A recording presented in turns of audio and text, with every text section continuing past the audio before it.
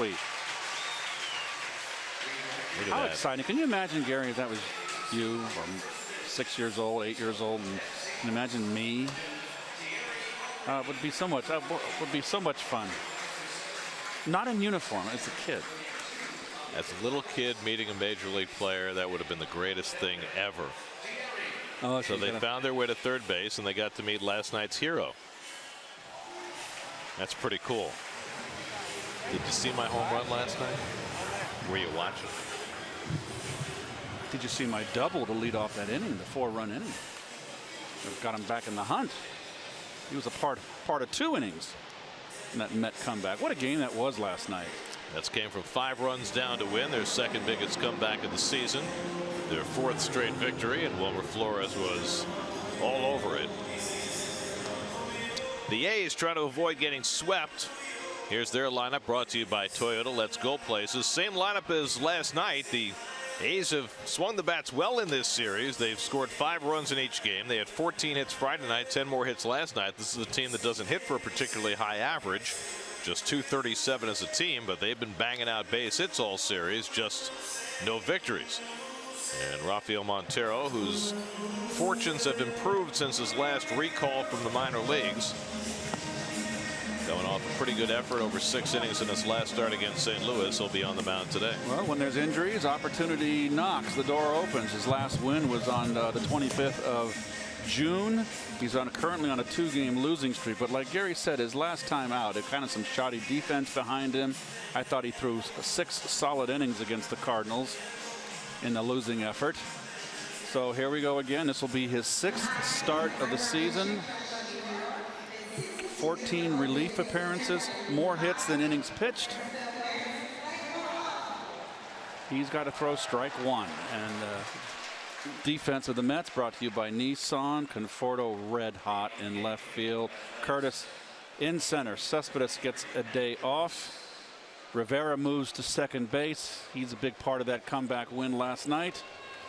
And Rivera gets a start today. Rivera has been teamed up with Montero for all his recent starts. So days off for Cespedes and Cabrera and d'Arnaud. Matt Joyce led off the game last night with a home run on Zach Wheeler's second pitch. Rafael Montero's first pitch of this game is a fastball for a strike, and we're underway.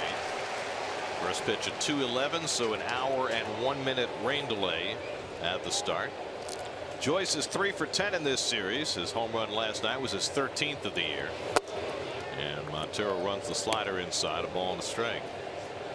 Rafael, now 26 years old, native of the Dominican Republic.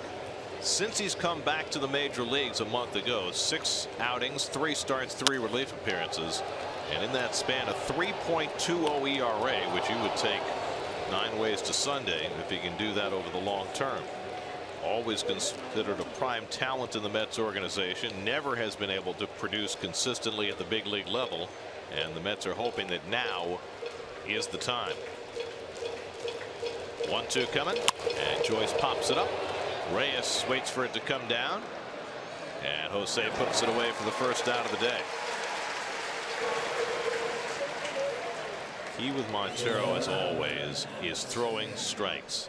This year, 25 walks in 45 innings. Clearly too many, but those numbers have been coming down. Yeah, you don't. And when you give up 57 hits, 12 more hits in innings pitched, that's a lot of base runners. Here's Marcus Semien, who's had a good series, 5 for 9. He's been a pest. He's stolen a couple of bases. He's driven in a couple of runs. Oakland shortstop, who missed 3 months with a broken hand. Montero working quickly early in this game, and Semien drives one to deep left field. Back goes Conforto near the wall, and it's out of here.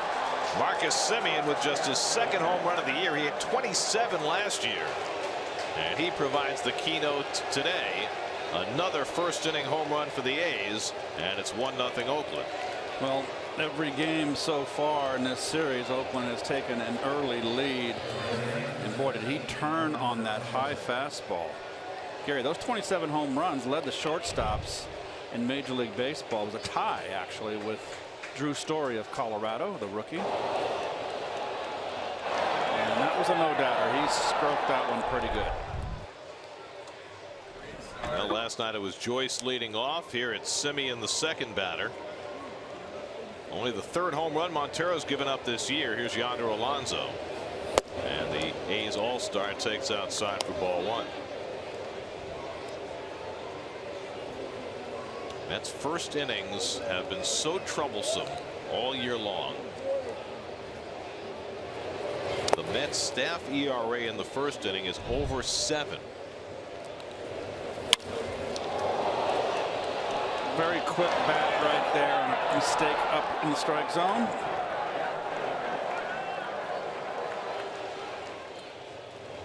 And from the side. Nothing wrong with that. Do that all the time. I think you'll have a lot of success. Alonso bounces one foul. First run of the game brought to you by Dunkin' Donuts. America runs on Dunkin'. Well, Semien had barely played this year, but he has certainly gotten well in this series. 6 for 10. And now his second home run of the year to put the A's on top early. Alonso reaches for the fastball and fouls it off 2-2. Alonso had an unbelievable start to this year. The best power season of his career. He had 16 home runs in his first 46 games. Chris Davis on deck. But he's hit just 5 in the last 41 games. And he has seen his batting average go down as well. 2-2 for Montero. And the slider inside. Full count.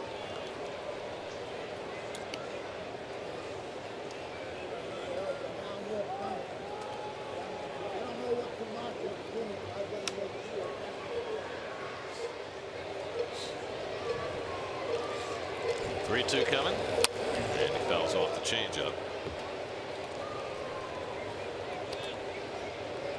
The A's had been playing well coming into this series. They had won 4 of 5, and they have hit in this series. We mentioned 10 runs and 24 hits in the first 2 games.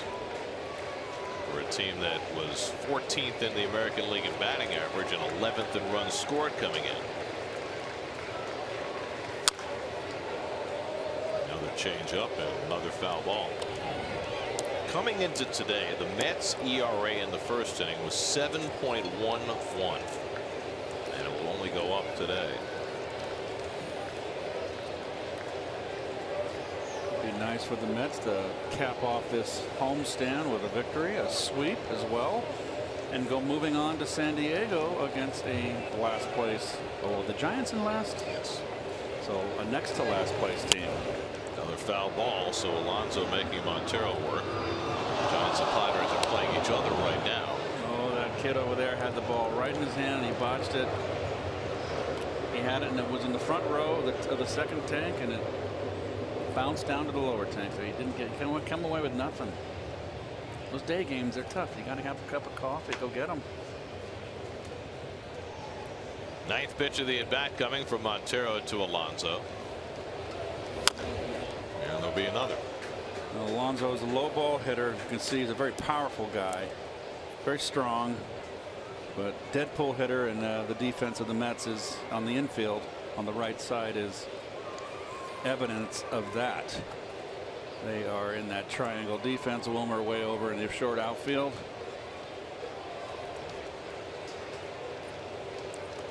Now pitch number 10, and Alonso goes down swinging on the fastball. So after all the changeups and sliders, Montero went to the heat at 96 to get him for the second out. Believe in that fastball.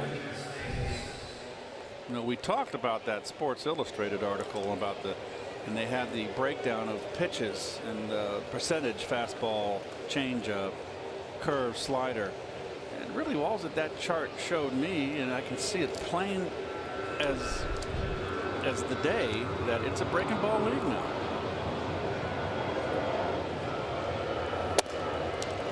Well, you've got hitters who are geared to hit the long ball and pitchers who are now trying to miss their bats with breaking stuff. Oh, but you don't you dare hang it or throw me a get me over curve gear, a little old lazy breaker like that one we saw Dave McNally throw in that '69 World Series with the home run off him. That was Don Clendennen. Don Clendennen, and he threw that little lazy breaking ball up in the strike zone.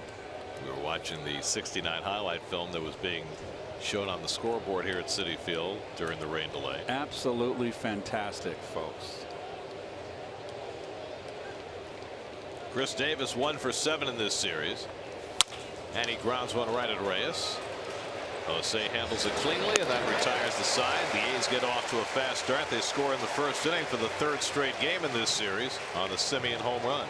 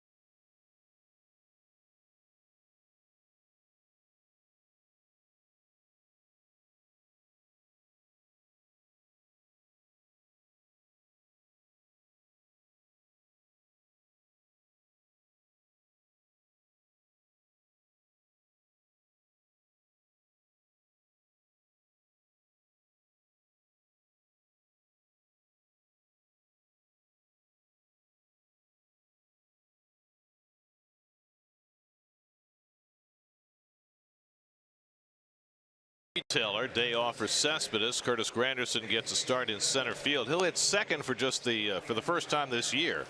Wilmer Flores gets another start after his game-winning home run last night. Rene Rivera paired up against with Montero again as the Mets face rookie right-hander Daniel Gossett. Clemson University, second team All-American, number 2 draft pick in 2014. He's had a tough run at it.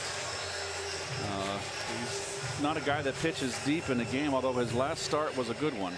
Went 7 for the first time his last outing against Tampa Bay, a 3-2 loss. Michael Conforto 4 for 9 in this series with a couple of home runs, and Gossett misses outside for ball 1. 6-game hitting streak for Conforto, hitting .417, and it has been torrid.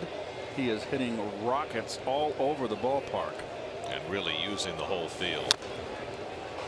He has gone line to line in this series. He pulled a home run into the seats down the right field line on Friday night, and he hit a double, a scorcher into the left field corner last night. It's been a very impressive homestand for Conforto as far as him handling the bat. 3 infielders on the right side, and the changeup up and away from Gossett, 2-1. Well, Gossett's problem has been the long ball. 10 home runs and 37 in the 3rd innings. Walks is not an issue. Only 6 walks issued. Interesting. He's walking fewer in the big leagues than he did in the minors. And Conforto greets him with a base hit into right center field. Over comes Brugman to cut it off, and Conforto's now hit in 7 straight games. He leads off with a base hit.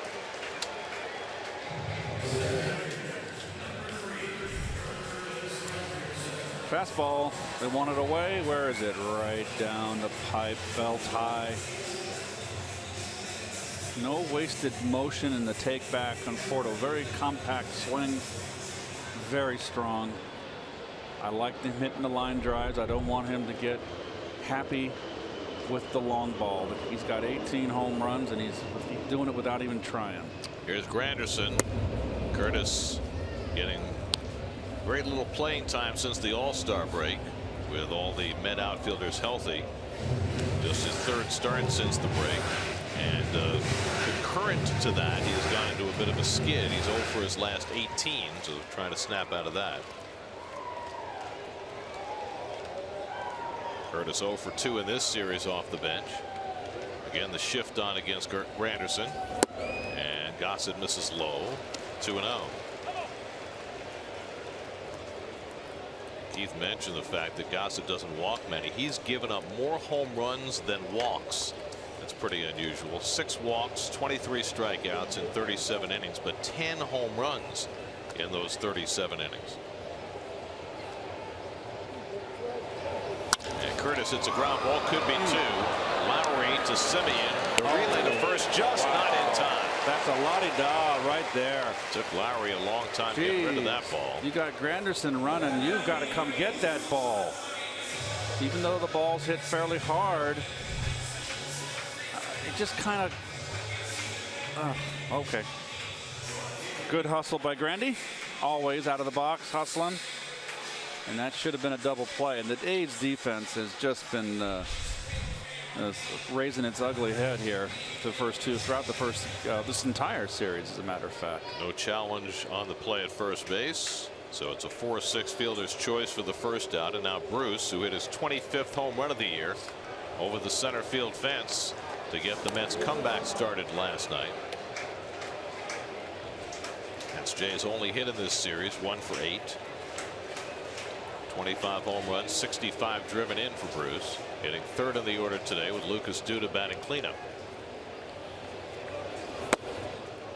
And Gossett misses low with a sinker for ball 1. Well, we mentioned that 5 of the last 7 home runs from Jay Bruce have been deposited in that big red apple out there in the central area of the outfield. You mean he hit the center field? Yes, I just thought I'd embellish. Thanks, Howard. That's foul, and it's 1-1. Now we got the A's defense brought to you by Files. I knew we didn't do defense. It's the same guys that were in there yesterday. This is the same lineup, the same defensive placements out there, and it's also the same batting order. So how's that? It's a lot of the same. 1-1 to Bruce with Granderson at first and 1 out. And Gossett misses away with that changeup, and it's 2-1. I think I'm going to have an iced coffee today. I'm going to follow your lead. Just trying to be like me. Yep. I hope Russ heard that in the back. He makes a good one.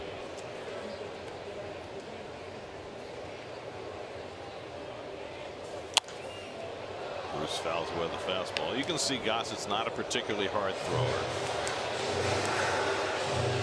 He's got an idea out there. And 11 starts in AAA for Nashville this year. Went 3-3, 3.4 ERA. Called up in the middle of June. The A's have had injury problems with their starters, Kendall Graveman and Jarrell Cotton and Andrew Triggs. Triggs is out for the year. The other two, Cotton and Graveman, should be back. Gossett making his 8th start now. His first start was in an interleague game on the road at Miami. He got beat up in that start.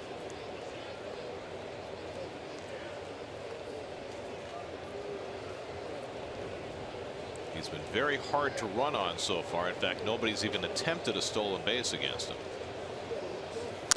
Good curveball right there. A little 12-6 hard curve.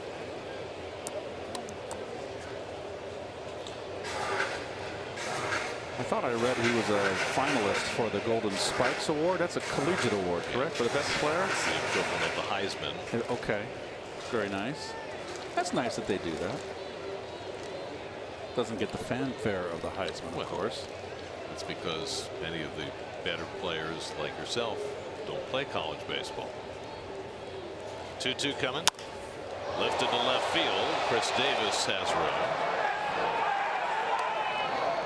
Granderson bluffs the tag and stays put at first, 2 out. Well, Davis just made a really bad play on Jose Reyes last night in that 4-run 6th inning, and that was a high fly ball down the left field line that he completely botched, and Jose turned it into a triple, and that would have been 2 outs in the inning, and that may not have been that big 4-run inning that it turned out to be that got the Mets back in the ball game. I want to point out that we get great service in this booth. Keith asked for the iced coffee. It appeared instantly. Only Gary has to wait a little longer. Well, you're Keith Hernandez. Curveball in for a strike to Duda. Lucas had the game tying hit in the 8th inning last night. Came off the bench as a pinch hitter. And with Travis d'Arnaud at second, banged one up the middle to get the Mets even. And Who's Hot is brought to you by Geico. 15 minutes could save you 15% or more on car insurance. And Duda's been hot since the break. And the fastball just misses, 1-1. A lot of heroes last night, and I know the Mets had 2 home runs from Bruce and Flores, but there was a lot that the rallies were a lot of base hits. So there was a lot of heroes last night, and Duda came off the bench against the left-hander and got a key base hit up the middle.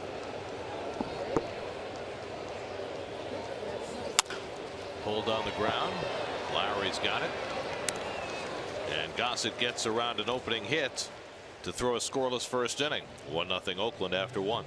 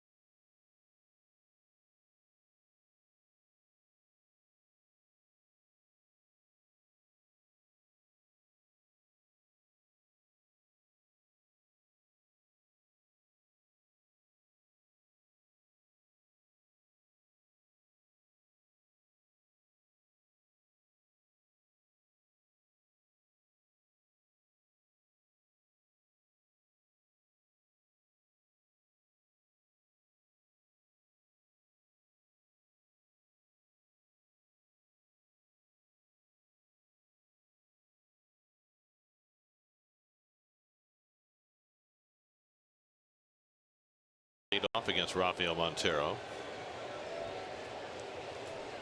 Montero gave up the home run to Marcus Semien in the first inning. Lowry, the switch hitting second baseman, 2 for 5 in this series, hitting .271 for the year. Got the double flap helmet. The and Kazoo. He takes a fastball for a strike. I like to call it the Victorino. I like the Kazoo better because it does look like the Kazoo. Dumb. Up and in 1-1.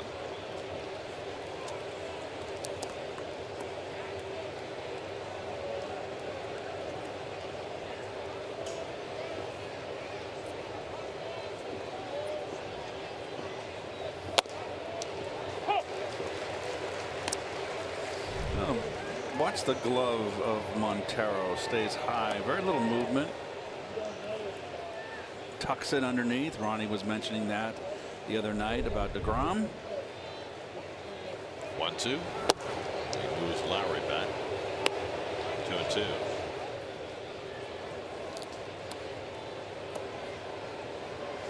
Bruce Maxwell, the rookie catcher, on deck. Then Matt Chapman, the rookie third baseman.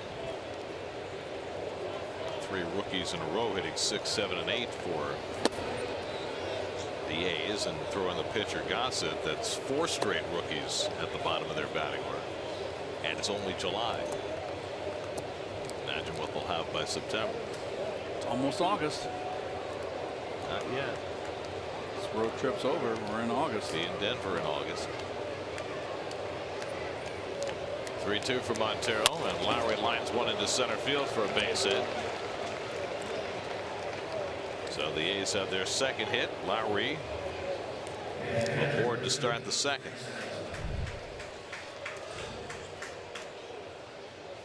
Well, he was ahead 1-2, misses with a breaking ball. Excuse me, 2-2, misses with the breaking ball. And you got to come with a fastball. Kind of tables kind of turn as far as who has the edge, the hitter or the pitcher. Like I said, this has become a breaking ball league. I've seen it day in, day out, folks. And if I was hitting today, 3-1, 2-0, 2-1, men on base, I wouldn't be looking for it. I wouldn't put all my eggs in one basket, but I'd sure have it tucked in the back of my mind.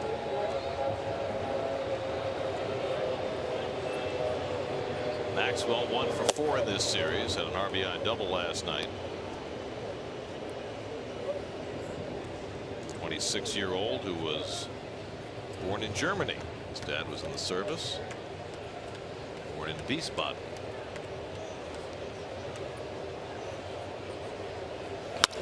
Double play ball at Reyes. Rivera with a turn. 6-4-3 double play just like that. 2 out and nobody on. Well, Maxwell is a load running down that line. He is a big double play guy if you can get him hit on the ground. Grounded into one last night as well. So Montero, who has better success when he keeps the ball down, gets the double play ball. 2 out and nobody on. And now Matt Chapman. Chapman hit a second deck home run to left field last night. Really showed off his power. Guy with 36 home runs in the minor leagues last year. That's his only hit in 8 at bats in this series. And he takes a strike.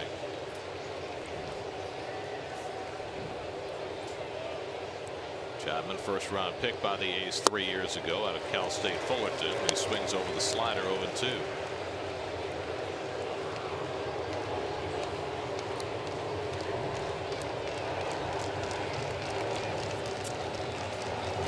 He hit a bomb last night in the second tank to left field.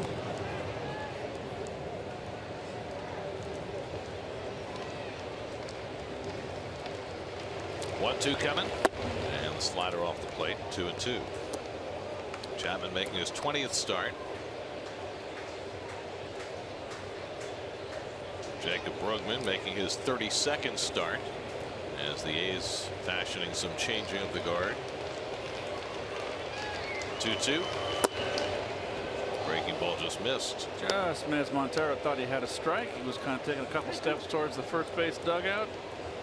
That could have gone either way, that pitch. Young home plate umpire Stu Sherwater calling the balls and strikes. Third full count to the first 7 batters for Montero. And Chapman hits the slider, a sidewinder that Reyes able to grab. And he throws out Chapman to end the inning. So Montero gets a couple of ground balls to get through that second. 1-0 Oakland.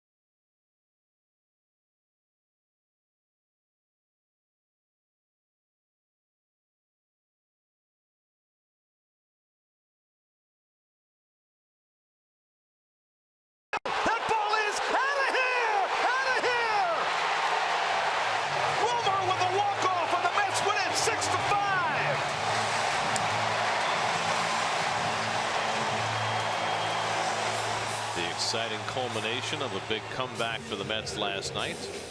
Wilmer Flores with his second career walk-off home run. Worthy of the Gary Cohen double home run call. I like that Steve asked him after the game, you remember your first walk-off home run? He goes, yeah, I remember. I think we all remember. Yes. TJ Rivera leads off in the home second. It was 2 days after he thought he was traded.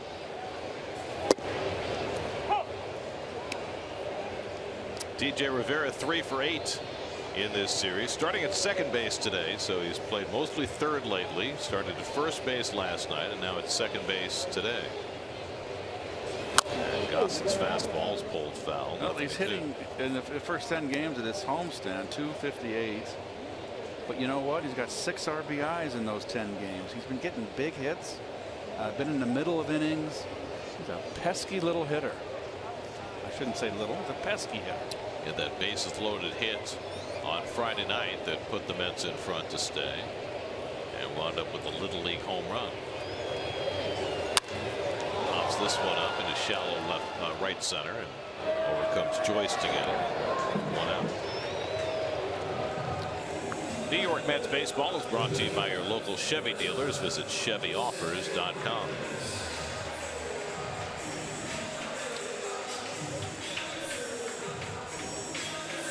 24-year-old Daniel Gossett making just his 8th major league start, now facing 34-year-old Jose Reyes, who put another notch on his career belt last night with his 9th multiple triple game. Just to put that in perspective, since 1920 there are only 3 other players who have as many multiple triple games as Jose Reyes. All Hall of Famers. Willie Mays had 10. Archie Vaughn had 10. Pie Traynor had 9. And Jose Reyes has 9 multiple triple games.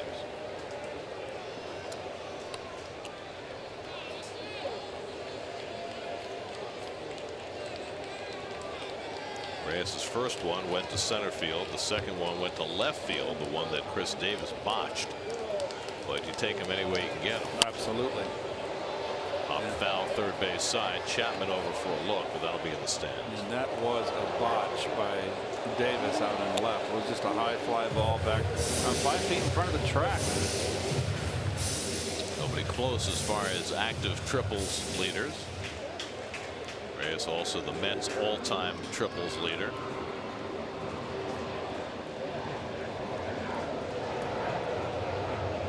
All these Mets facing Daniel Gossett for the first time. Curveball misses outside, 3-2.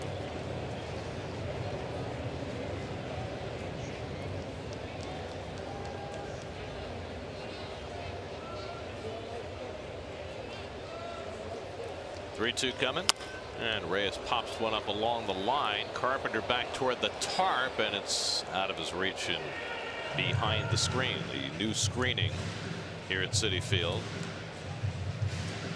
All the protection for the fans. An 8-foot screen down the lines, 30-foot screens behind the dugouts for safety's sake. We saw that family down there, the husband and wife with the 2 young kids right there. You don't have to worry about them now. The one right there with his back to home plate. He doesn't have to worry about that anymore. But son, you're at the ballpark. Watch the game.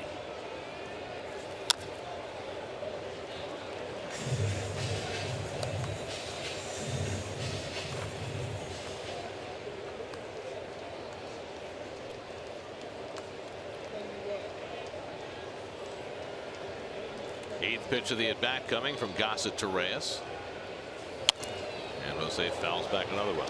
Let's check in with Steve Gelb. Steve. You know, Gary, you guys were just talking about the addition of the extra protective netting here at Citi Field this homestand, and it's something that, you know, intellectually we know probably it is necessary, but we felt like it would be interesting to go back and do some research and find some numbers out that back up what we already think we know, and it was really interesting. Reyes hits one deep to right. Back goes Joyce, back to the wall to make the catch.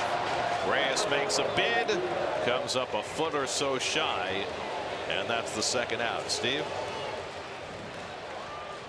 What was interesting was a 2014 Bloomberg article that said over the course of an average major league season, 1,750 fans are injured by either foul balls or bats flying into the stands.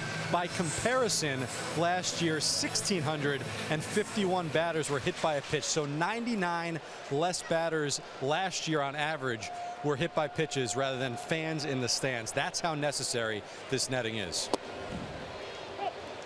Well, it's a nice addition. Here's Flores, who had a big night last night, not just the walk-off home run, but the double in the 6th inning that started the Mets comeback right in front of Bruce's home run.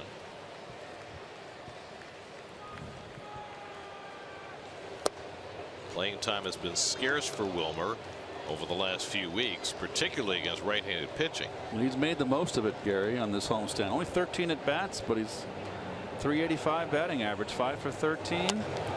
Yanks that one foul with 2 home runs.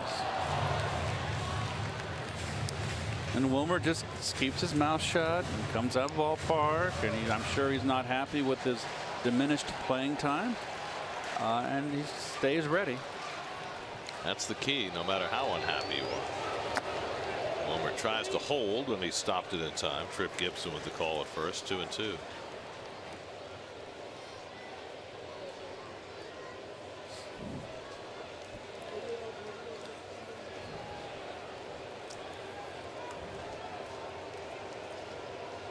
Two out and nobody on.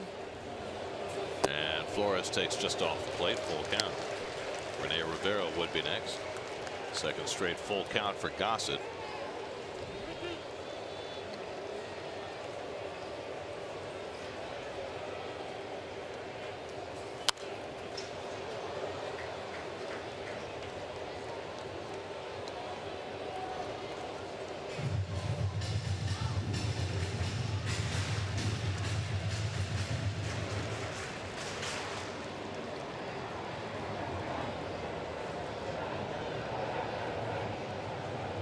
Seventh pitch of the at bat to Flores, and Wilmer pops it up.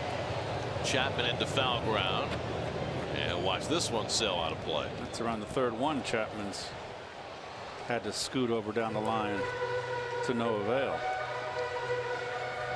Daniel Gossett, who grew up in South Carolina, upstate South Carolina, Burns High School. I used to do basketball games at Burns High School. You did? Yeah, lived in South Carolina for 2.5 years. Did a lot of high school games there. Wow. Back in the 80s. 3-2. Out back. So you were looking for side work, extra work. No, that's where I lived. Yeah, but you had it wasn't just you were there because that was part of my job. I was on the radio doing sports. Okay. So you were doing minor league games then? Some minor league games, but more high school games. Okay. When you were traded to the Mets, I was living in South Carolina. 3-2. Again, it's yanked foul. Were you excited? You can tell me. Well, you know, and thought I was over the hill. No, when we first got the report, this is actually funny. We were actually doing a minor league baseball game that day, and we heard the trade, and what we heard erroneously was that it was Neil Allen and Rick Aguilera, not Rick Ownby. Oh. And so how could they trade Aguilera? Because he was a big prospect. Still would have been a good trade. It would have been a not as good a trade, but it still would have been good. It would have been a good trade. When we found out it was Allen and Ownby, we were ecstatic. Right. It was a steal. Yes, it was. Pitch number 11 to Flores, and it's on the outside corner, and Wilmer disgusted with that call. He's out on strikes. The first strikeout for Gossett. Thought it was too close to take. I think it was borderline knees. It had the corner. I thought it was a strike. Well, after all that work of getting to an 11th pitch, Flores called out on strikes to end the inning. Well, our cameraman Pete Stendel's going to put himself in harm's way in the dunk tank momentarily. Stand by for that.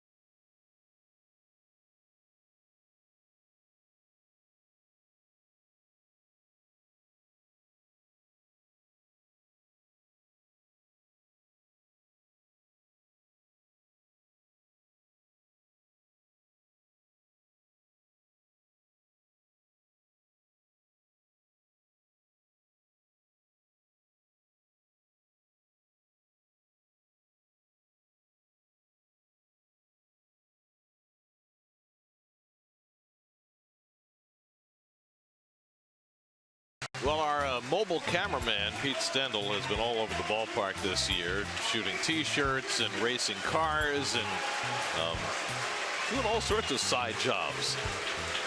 Try and get a feel for, well, he cheated there, by the way. Pete loves. Did we mention he cheated? He loves life.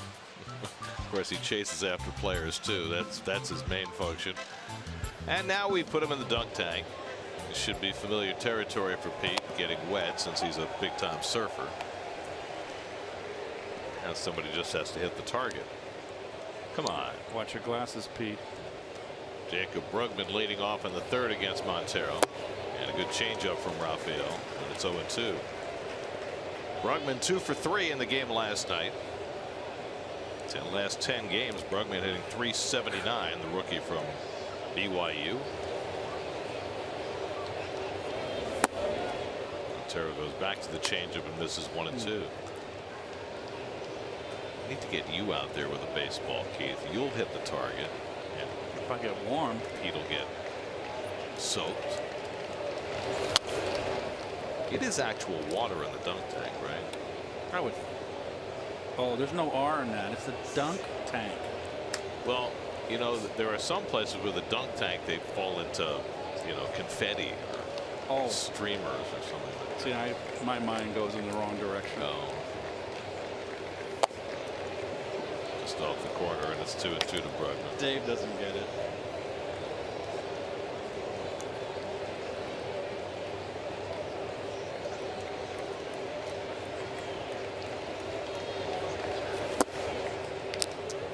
Changeup misses inside and a full count. So 8 batters for Montero and already his 4th full count. Both these pitchers have had some long turns at bat to contend with.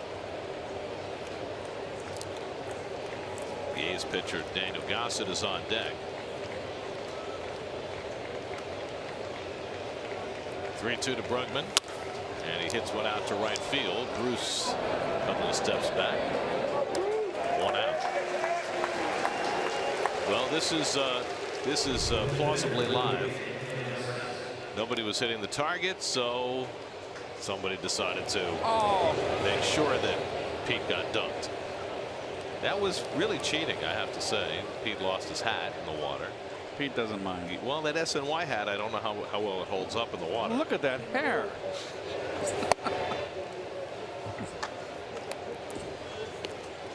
Look what the cat drug in. I mean, you know me, I don't wear hats. Do you ever wear that SNY hat? No. Is it high quality? Oh, it's a good one. Okay. I'm not a hat wearer, though. Are you? No, not at all. I only wore a hat on the baseball field. Very seldom do I wear a hat off the field. By the way, Gossett is a 1,000 hitter in the major leagues. He's 1 for 1.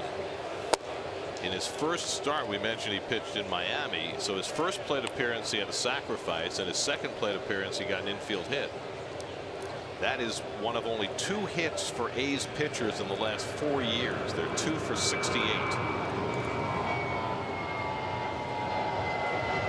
Boy, with the planes overhead. Yeah, flight pattern's a little low today. Shades of memories of Shea Stadium. Oh, now Pete is taunting the little kids. Strike 3 call. So Gossett is retired for the first time in the major leagues.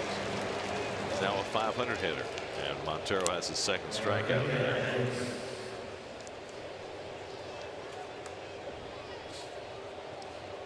So 2 out and nobody on now to the top of the batting order, and Matt Joyce, who popped short his first time up. 1-0 Oakland, a first inning home run by Marcus Semien.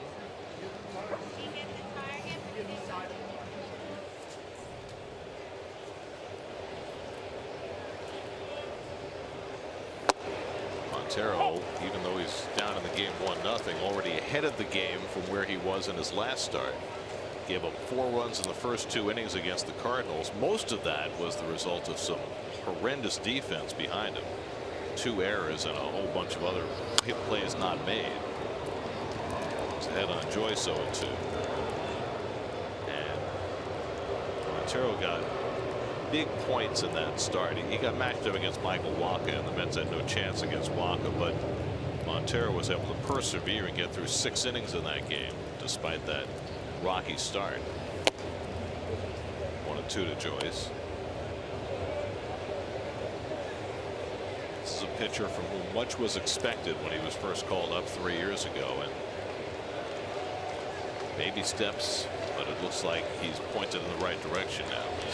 1-2, and it's taken outside. 2-2 to Joyce. The well-traveled Matt Joyce, Pittsburgh last year, all-star with Tampa Bay back in 2011. Now with his 5th big league team. Takes the changeup down, and another full count. What is that, 5 in the first 10 batters? That gets your pitch count up, doesn't it?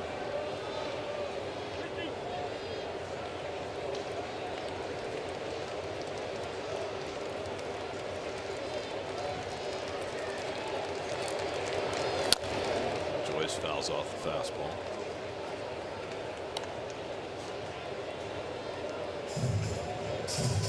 We're going to have a total solar eclipse tomorrow. Did you see that, Gary? I did not. Will it be visible in San Diego? No. I didn't think you're going to. I'm not sure. 3-2.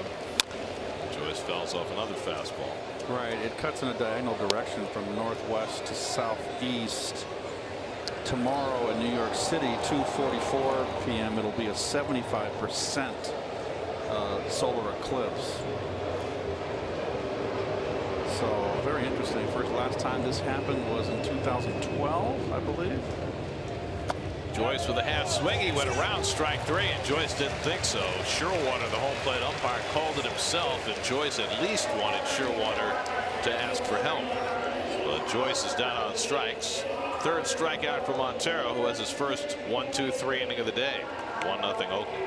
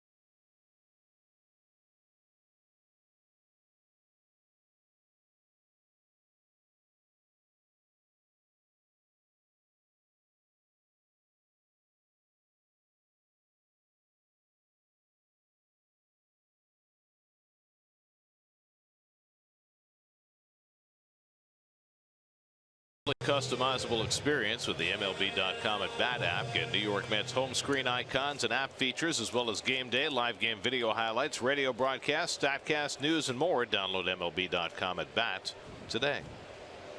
Home 3rd inning. Rene Rivera leads off against Daniel Gossett. Takes a fastball outside. Rivera hitless in his last 8 at bats. Got the start Wednesday night against St. Louis. That was his last time out. And he lifts one out to right field, and Joyce is there. 1 out.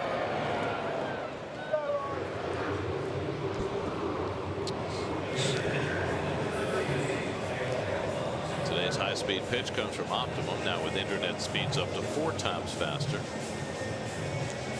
Montero now will bat against Gossett, and Rafael is still looking for his first major league hit. He's gone 0 for 27 in his career. wondering what the longest offer is for any Met to start their career, but Montero's got to be getting into that neighborhood.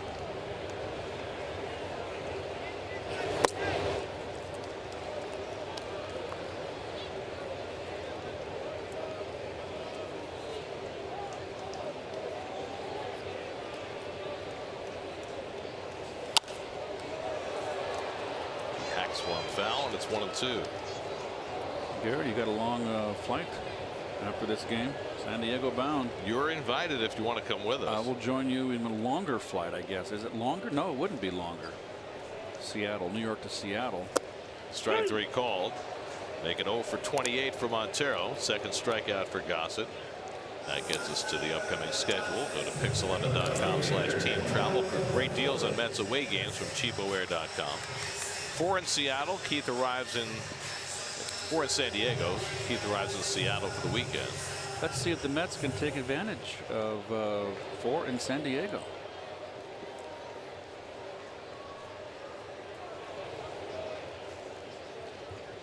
I'll be DVRing it, Garrett. Not watching live. At 10 o'clock, it's past my bedtime. That's not even slightly true. I just think you have better things to do with your late evening hours. Let's be honest. Conforto has the only Met hit today. Single to right center to lead off the first. Gossett's retired 8 straight, and now Conforto hooks one toward the corner, toward the wall. It's out of here. Wow. Michael Conforto strikes again. His 19th home run of the year. His 3rd in this series to tie the game at 1.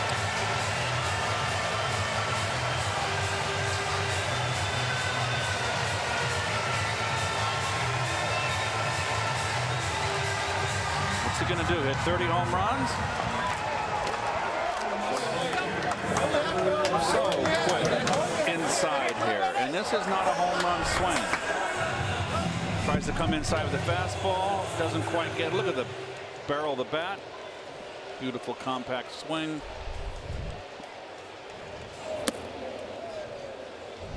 Well, I've been blowing my horn about Conforto since I first laid eyes on him a couple years ago in spring training. And even when he struggled last year, I knew that I felt he'd be back. And it's just too much talent there, too much of a beautiful swing. Boy, oh boy, is he hot. 4th straight multiple hit game for Conforto. 3-0 down to Granderson. Well, fastball in, and that's inside corner, so that's impressive. Not a hard thrower, didn't throw it by him. The only pitch that you hit straight up at the plate is the pitch on the outside corner, ball 4 to Curtis. And as the ball comes incrementally inside towards the inside corner, you make contact further out incrementally in front of home plate, which was clearly shown in that beautiful camera angle we had above. Our directors, just a tremendous job. The Oregon Duck in the truck. But we clearly demonstrated Conforto hitting the ball out in front on that inside fastball. The duck in the truck? Yes. Did you just come up with that? That's good. Here's Jay Bruce, who flat out to left his first time, and he goes after the first pitch curveball, 0-1. Conforto now in this series, 6 for 11 with a double and 3 home runs, 6 RBIs. So he has been a wrecking crew against the Oakland Athletics. I would love to see him. I would love to see him drive in 100. It's just going to be tough leading off. Well, he is certainly priming himself for this upcoming road trip, which is big for Michael because he'll get the first chance to play at home. He grew up in Seattle, right? And in the Seattle area, and for the first time he'll get to play at Safeco Field, and he is very much looking forward to that. That's a pretty fair park as far as home runs, and San Diego, of course, is a big park. Not as big as it used to be, though. Right. And Denver, of course, is a missile launch.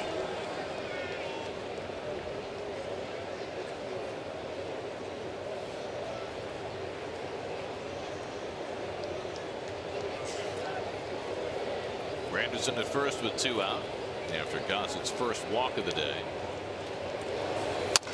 Bruce hits a topper right back to the map, and Gossett forgot how many out there were, but had enough time to recover to get the out at first, and that's the third out. Someone yelled to him. Almost a rookie mistake there. Nobody covering at second. Why would that? No, Could be a little banging one off the front of the Coca-Cola corner. His 19th home run ties the game at 1 after 3.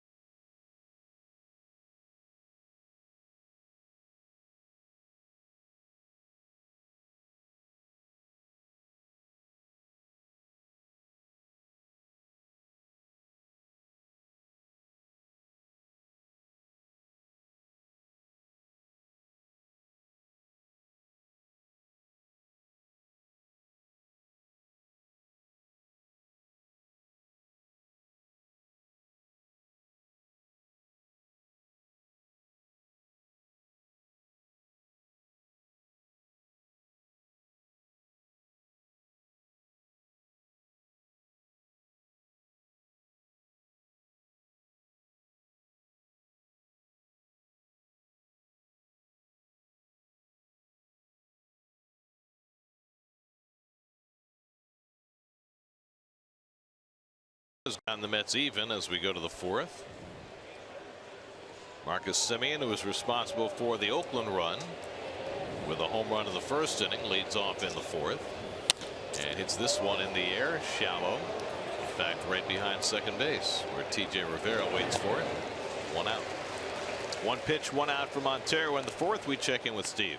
Gary, time for the 4th and final installment of following Jacob deGrom during his between starts routine today, the day before he starts. A very light day, doesn't do all that much, just maintaining and recovering from the week of work. He goes out, he has a light catch from 90 feet, then runs 10 90-feet sprints. Tomorrow, more of the same in terms of getting ready. Doesn't do much, says he wanders around a lot, but doesn't look at video, eats, stretches, has a meeting with his catcher and Dan Warthen, and then goes out there and he pitches. But overall, there were some interesting things that came out of following around Jacob deGrom this week, namely how he goes about throwing his bullpen sessions. I found this fascinating, that he does not throw any pitches out of the windup during his 2 bullpen sessions. Everything is from the stretch. His thought process from the stretch is where you throw your most important pitches during a game, so I want to feel most comfortable with that. And for deGrom, he feels like his windup for some reason always comes naturally in the game, so he doesn't use time working on it in between starts. You know, we've seen more and more pitchers either ditch their windup or make it very minimal. Noah Syndergaard certainly did that. Steven Strasburg has gone to a very minimal windup. Hearing about that makes you wonder whether deGrom is moving in that direction as well. Did you guys talk about that, Steve? We didn't talk about that, but he did say, and this is just more to your point, he did say that for most guys, they work on both. So the fact that he doesn't, as Alonso grounds out here to TJ Rivera, has me feeling like it is something, I agree with you, that he could eventually go towards, because it's not something that a lot of guys do. Steve, did you ask him where he got that from? Was it something that he came about on his own, or did he learn it from a veteran? Yeah, no, I asked him, and a lot of this stuff he comes about and realizes on his own. The one thing that he talked about with the veteran, we've talked about this numerous times, was the fact that he picked up that second bullpen session after speaking with John Smoltz about how those mid-90s Braves went about doing things. But it was really, a fascinating look into how his mind works. Jacob deGrom really thinks every part of his routine through and doesn't overdo things. If he feels like he's ever overdone anything, even lifting weights in the past, feeling a little sore the day after, he's gone away from that entirely. So I think as the years have gone on, he's really learned his body and his routine more and more and feels incredibly comfortable with how he wants to go about it. I've wondered for years about why other pitching staffs have not adopted that 2 bullpen regimen that was so successful for the Braves when they had the greatest pitchers in the world. Davis hits one to deep left field. Back goes Conforto, and that's gone. Chris Davis with his 28th home run of the year got a breaking ball from Montero and hit it over the Great Wall of Flushing to put the A's back in front 2-1. Well, I mentioned that Davis is a mistake hitter. Someone that can be pitched to. 42 home runs last year. That's impressive. And here's a hanging slider on a tee right there.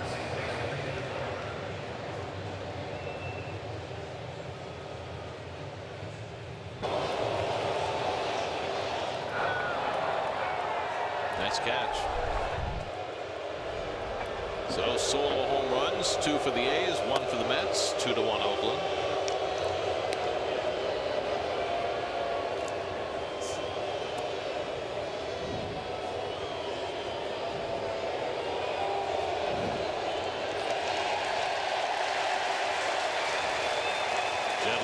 Single to center his first time up. And Montero falls behind him 2-0. Anyway, I mean, we talk all the time about how, baseball's a game where, and I guess every sport's like this, where success breeds imitation.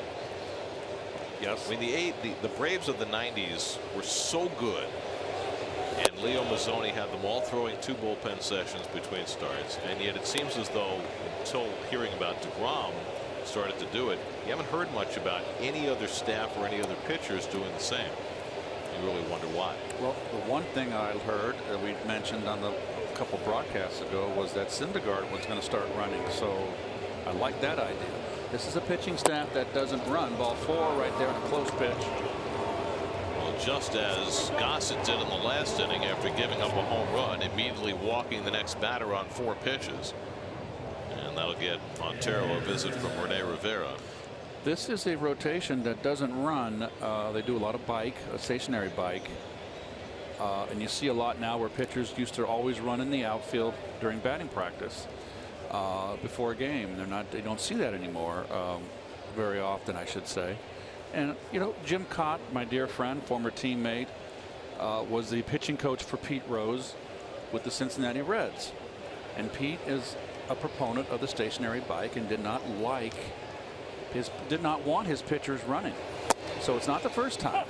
And his staff, when he was in control of that staff in Cincinnati, they didn't run. And he felt that you could hurt your back on the running on the AstroTurf, in particular at Riverfront Stadium. So, there's 2 schools.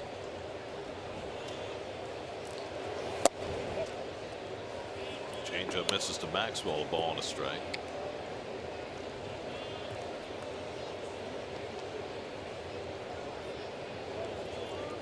Before today, in 45 innings, Montero had given up only 2 home runs. He's given up 2 home runs this afternoon inside of 4 innings. And on the hands of Maxwell, who fouls it off 1-2.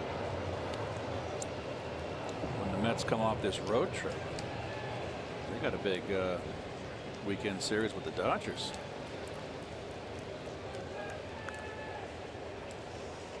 No? You can tell him. Speak up. Oh, big. Mr. Big. So the folks can see the Dodgers. They're red hot. Maxwell strikes out. Inning over. 4th strikeout for Montero. A's go back in front on Chris Davis's home run. 2-1 A's in the 4th.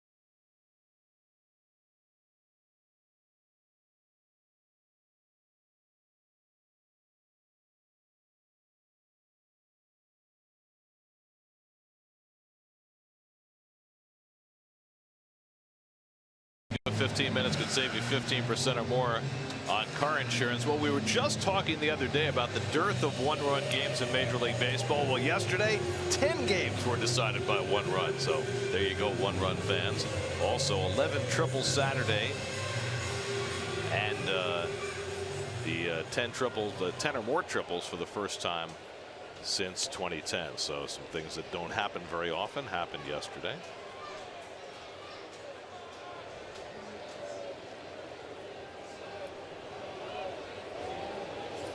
Lucas Duda leads off in the home fourth against Daniel Gossett, who now has a 2-1 lead. Duda grounded out his first time up.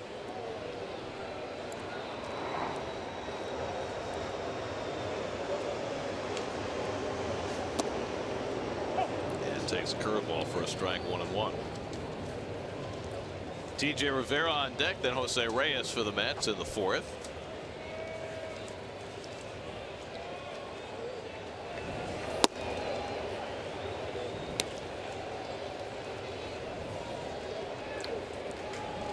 Gossett allowed the home run to Conforto in the third inning. Gossett's now worked 40 innings in the major leagues and given up 11 home runs. That is not sustainable. Grounded down to first. Alonso with the easy play to retire Duda, 1 out.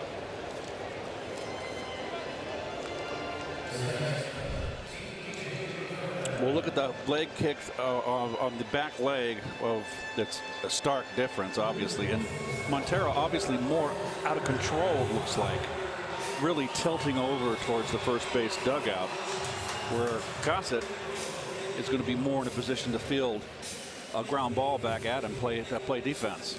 Rafael looks like he's running the hurdles. Low hurdles. Here's TJ Rivera, who flied out to right his first time up. And he lines one, caught by Lowry for the second out.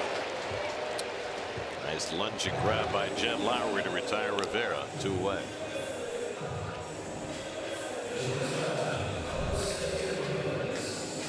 I think what I see from TJ, Gary, I don't think, I've observed, is that if a pitcher gives him trouble early in the game, he makes adjustments. He's good tactically as the game. When you make adjustments in game, you get 4 at-bats. Those are tactical adjustments, and he's good at that. He's had a lot of games where he's been 0 for 3, and his last at-bat, he gets a base hit, or his third at-bat, he gets a base hit. He's made the adjustment. In terms of what he's looking for, or is where he's standing in what the relation to the plate? pitcher likes to do to him. I think he's good at. I mean, this is the first time through the league for him. A lot of guys he's facing for the first time. He's very quick on picking up tendencies of a pitcher. Reyes down to one knee going after that curveball. It's 1-2. Jose hit one to the wall in right field that Matt Joyce caught his first time up. Long hot stretch for Reyes, hitting .370 over his last 20 games. But he goes down on the curveball, side retired. 1-2-3 inning for Gossett. He's retired the last 4, 3 strikeouts for the day. Jed Lowry helping him out. 2-1 A's after 4.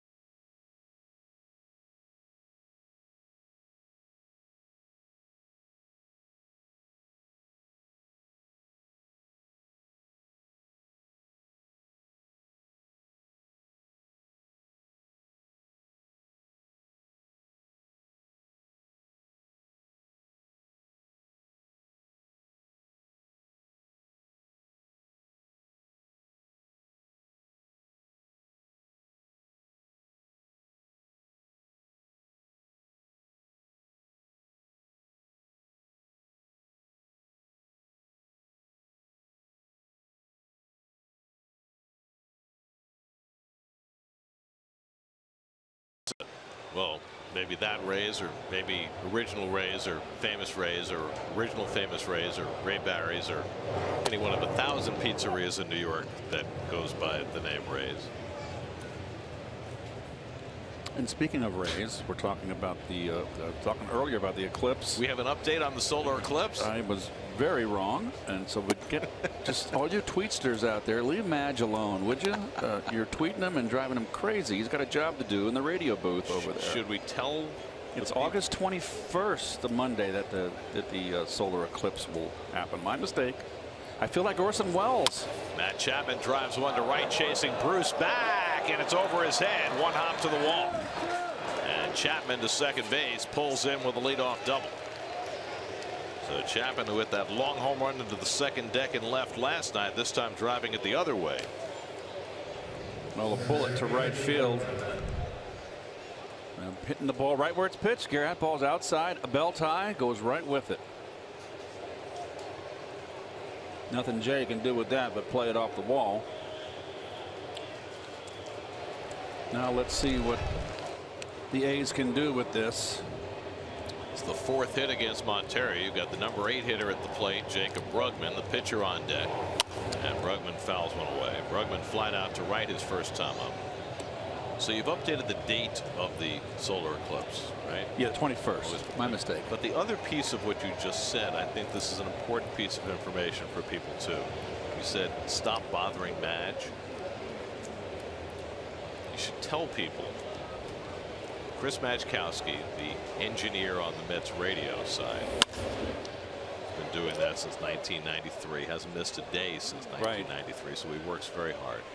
He runs the Twitter account Mets Booth.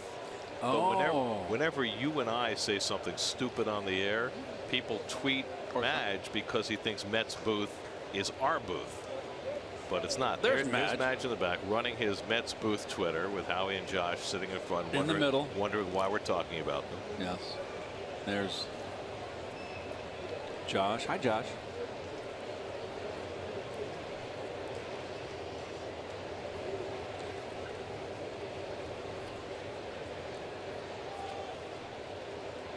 Oh, and 2 to Brugman.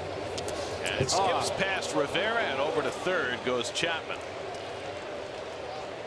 Wild pitch from Montero. Gets the runner to third with nobody out. It's a wild pitch from Montero, but I guarantee you one thing. Rene Rivera is angry at himself for not getting down on this ball. A little bit late getting down. 5-hole.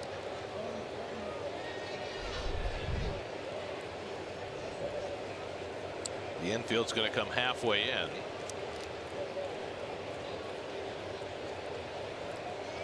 Montero needing a strikeout. A hit on Brugman, 1-2.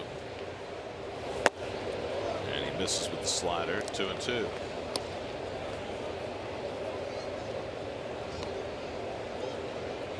Fifth inning here. You've got 2 pitchers with 1 win playing the infield halfway.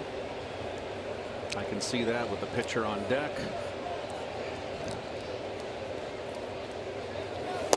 Brugman a half swing throw to third, and Chapman is picked off. Beautifully executed. Rivera to Flores, and Chapman was a dead duck. Wow. You just can't do this. He's probably the infield's in, and he's trying. It's just leaving himself there. And that was a design play. You saw Wilmer expose, vacate his position. And that's just bad base running. And now a bouncer through the middle, and that's a base hit for Brugman. Well, so after the pickoff, Brugman follows with a base hit, and if it had gone the same way, that would have been a run. That Chapman's base running blunder cost the A's. Well, Oakland has shown you why they are 22 games out of first place. Obviously, a lot of it has to do with the best record in baseball, the Houston Astros. But it's beautiful pickoff here, and it just can't happen. It cannot happen. So now Brugman at first, Gossett up there to bunt, pushes the bunt foul. 0-1. Gossett took a call third strike his first time up. There's that pickoff in real time. No, just came down way down the line too much. He wasn't like he was leaning forward. He just had way too big a lead. Now, if you're going to run a design play there, is that the catcher calling it based on what he sees in terms of the runner on the previous or pitch? Wilmer could have called it. Carter and I had all my whole career. We had signs where I was runner on first and second, and I was playing behind the runner. I was always a fist, and it had to be answered by a fist from any of my catchers. With Gary, it was his fist back. The ball stays fair. Rivera double clutches and gets the out at first. 2-4 on the sacrifice, moving Brugman to second with 2 out. So it is a pickoff play. There is a not. Yep, there we go. The knot. There you go. So the play was put on. There's no need to nod if you have a hand signs. So it makes me think that was the recognition.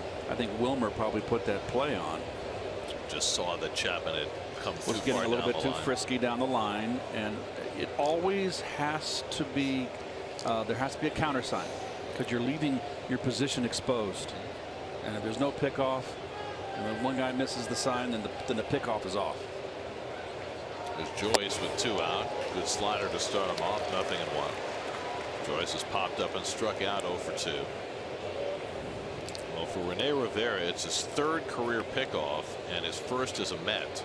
And it came in a big spot. A runner at third and nobody out. Now we'll see if Montero can negotiate the rest of the inning. Ball and a strike to Joyce.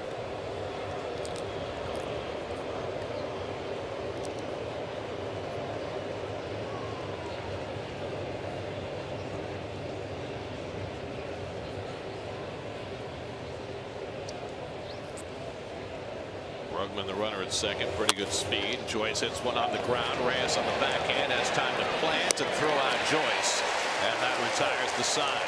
The pickoff by Rene Rivera, working with Wilmer Flores, cost the A's. Halfway through, 2-1 Oakland.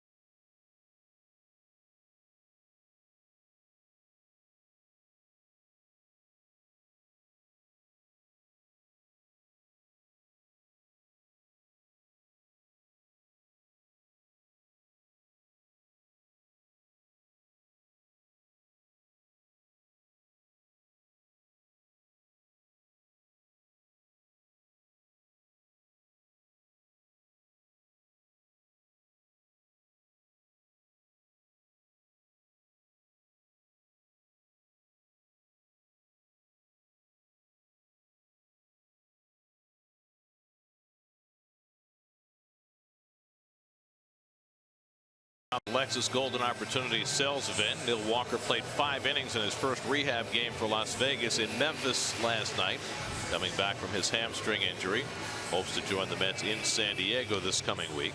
And that was a serious hamstring injury. It wasn't a pull, it was a tear. By the way, speaking of health and the Las Vegas team, there was a report today that Ahmed Rosario, the Mets fine shortstop prospect, had to go to the hospital in Memphis last night.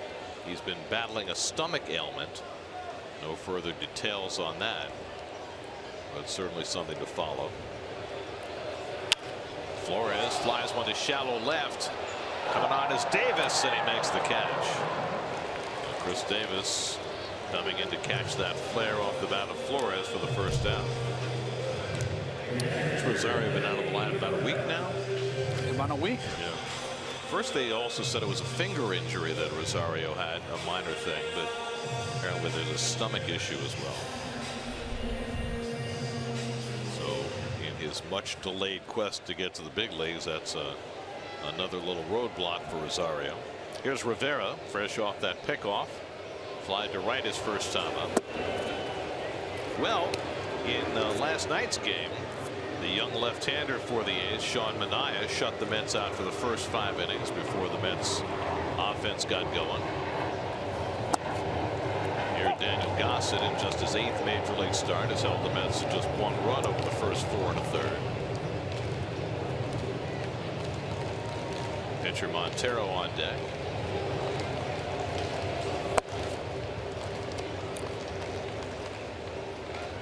Mets last night were able to win.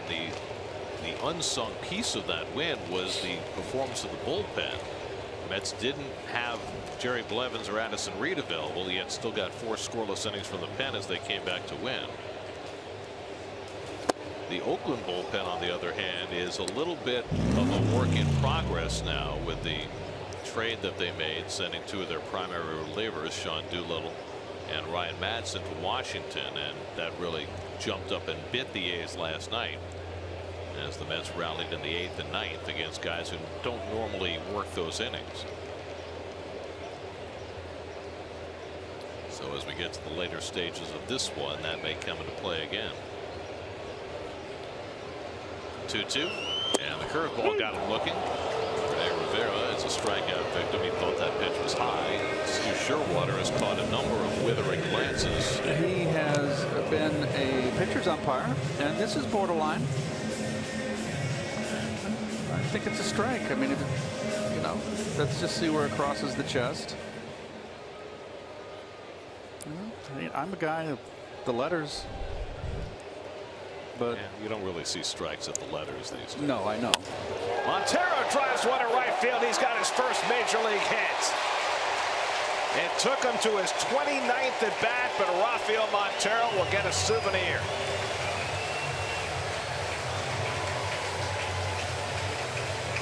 Congratulations. Now you get a smile. Randy Tate is safe. Randy Tate, who went 0 for 41 for the Mets in 1975, has the record for the most hitless at bats to start a Mets career. Montero's 0 for stops at 28, and they'll authenticate the ball. Got a high fastball away. Well done. So here's what we don't know. How does Montero run the bases? I don't think we've ever seen. Here's Conforto taking a curveball for a strike. They're going to play behind Montero, carrying the tying run at first. Of course, play behind the pitcher. And especially with Conforto at the plate, Michael 2 for 2 already today, having a tremendous series. 6 for 11 with 3 home runs, including 1 today. Oh, he came back inside. Beat him that time. I think the catcher was setting up outside. He missed on the other side of the plate. Pretty straight fastball, Gary. Throws hard enough. A little over the top curve.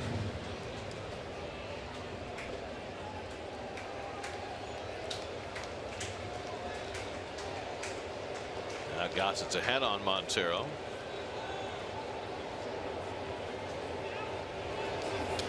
And that one kicks away from Maxwell, and that'll get Montero down to second. It goes up the line. Montero's going to try for third, and he'll make it without a throw. No help from the first baseman, Alonso. Alonso has to.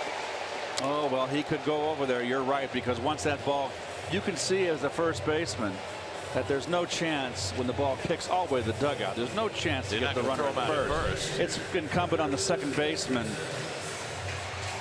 to come over and cover the bag behind you.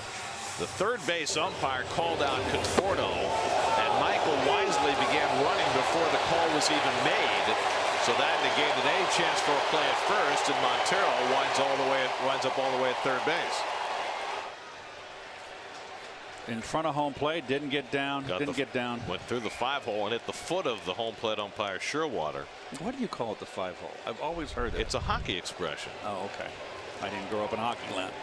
So now runners at the corners for Granderson. So it's a strikeout on a wild pitch. The 5th strikeout for Gossett. And the wild pitch allowing Conforto to reach and Montero to go to third.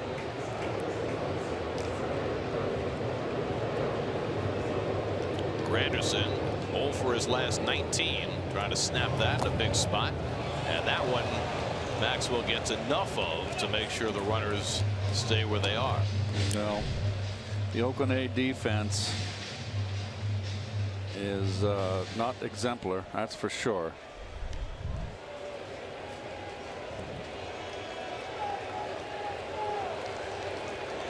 Gossett behind on Granderson 2-0. He walked him on 4 pitches his last time, and this time he takes a strike. 2-1.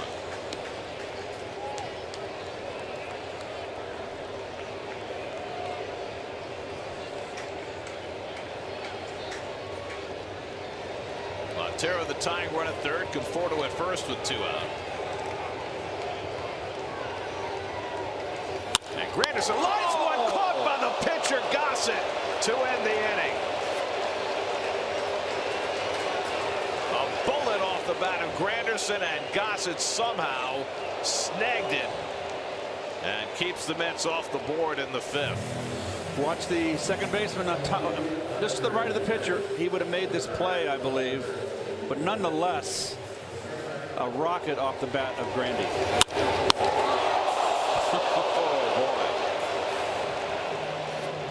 That'll wake you up. Every pitcher's nightmare turns into an out. Granderson right back toward the bill of his cap, and Gossett snags it, keeps the A's in front 2-1.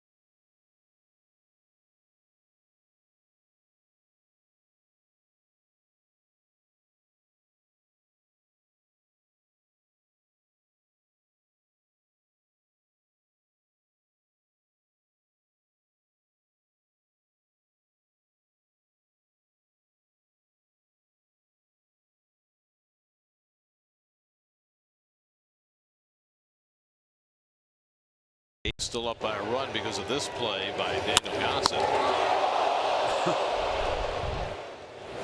That's a bat of an eyelash, folks. Wonder if he might have wrenched something a little bit making that play. He walked off kind of slowly. No one's up in that A's bullpen, so I got to feel he's all right. Marcus Semien leading off in the 6th. Semien has one of the 2 solo home runs against Rafael Montero today. Semien homered in the 1st inning, just his 2nd of the year. After missing 3 months, and one time he got a slider up that he fouled off. 1-2. Got one to rip. Semien last year 27 home runs. He's only had 84 at bats this year because of a broken wrist that cost him 3 months. And Montero misses outside 3-1. Yonder Alonso on deck. Chris Davis behind him. If you're just joining us, wondering why we're only in the top of the 6th, we had an hour rain delay at the start of the game. It was an unexpected rain delay, to say the least. There was not any rain in the forecast, but it rained, and rained hard right before the game. Fly ball along the right field line. Long run for Bruce. And Bruce reaches down, can't get it. It's a fair ball. Trying for second is Semien. The throw. Reyes puts on the tag. He's out. Let's take a look at that tag. It was not a good tag. Semien did not hang around, so you have to think he believed he was out. He probably got him before his foot hit the bag. Bruce did not slide on this ball, which he normally does. He's calling it. It is a fair. Oh, they're lucky that ball didn't get kicked into the next county. Yeah, he was a bad slide. Didn't even get his lead foot in there. Watch this.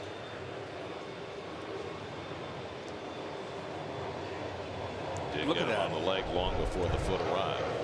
So it's a fly ball single, and then 9-6 on the put out, and now Yonder Alonso first pitch swinging, grounds one to Rivera.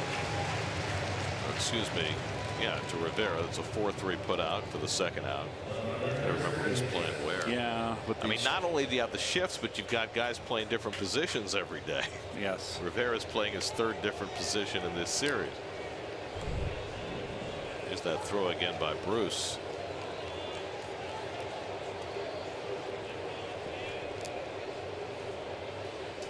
Second outfield assist this year for Jay Bruce. So 2 out and nobody on, and now first pitch swinging Chris Davis. Reyes knocks it down and throws him out. The side retired. 7-pitch inning for Rafael Montero. He's through 6 for his 2nd straight start. 2-1 Oakland.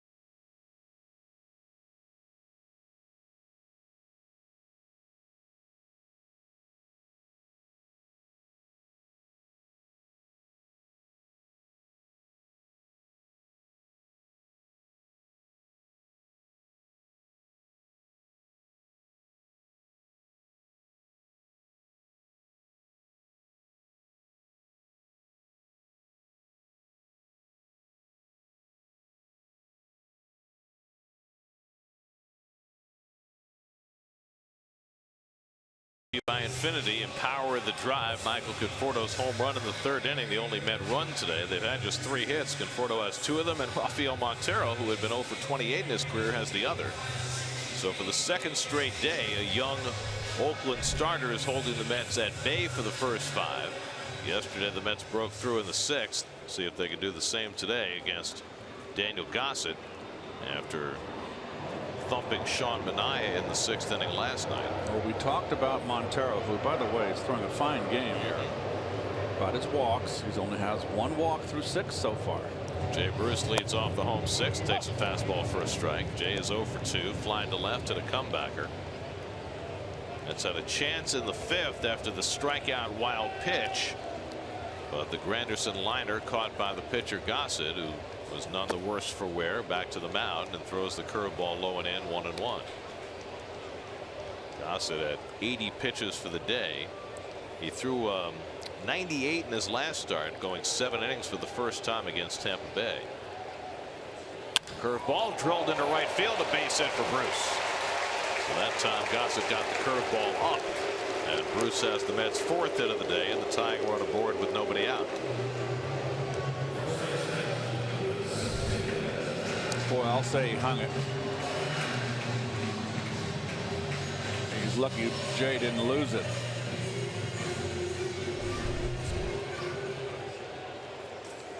So now Duda, who's been up twice and twice has grounded out to the right side. And again, they'll put 3 infielders on the right against Lucas. Tying run at first, nobody out. And Duda goes after the first pitch fastball and fouls it back.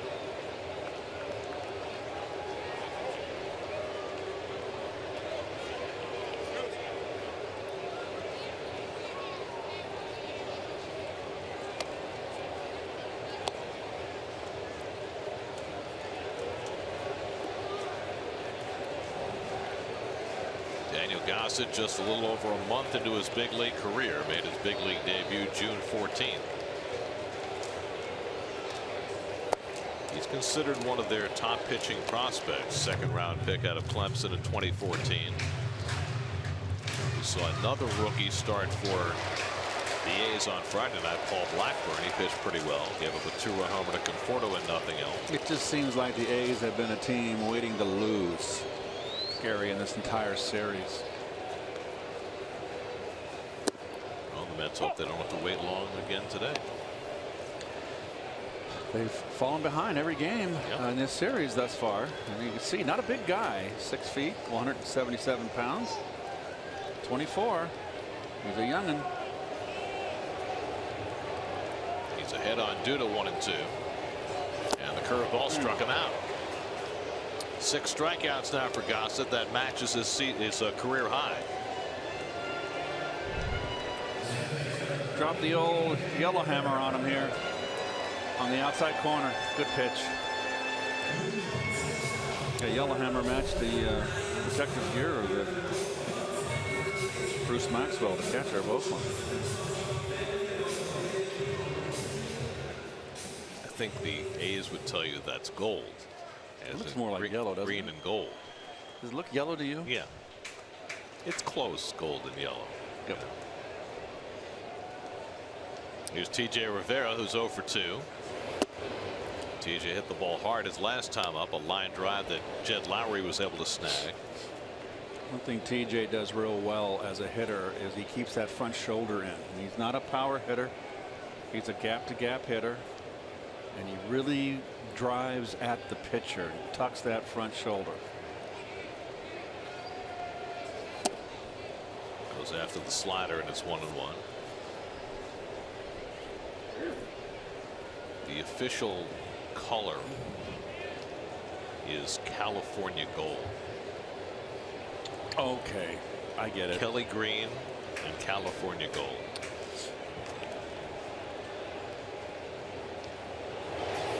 You know, like 1849. Correct. 14-karat gold. Like the gold rush. Like the 49ers. Sutter's Mill. There's gold in them thar hills. It was gold in Sacramento. That's where it was. The Truckee River. Pulled into left field. That's a base hit for Rivera. Bruce around second. He'll go to third. Rivera trying for 2. The throw comes into the cutoff man, and the Mets have runners at second and third.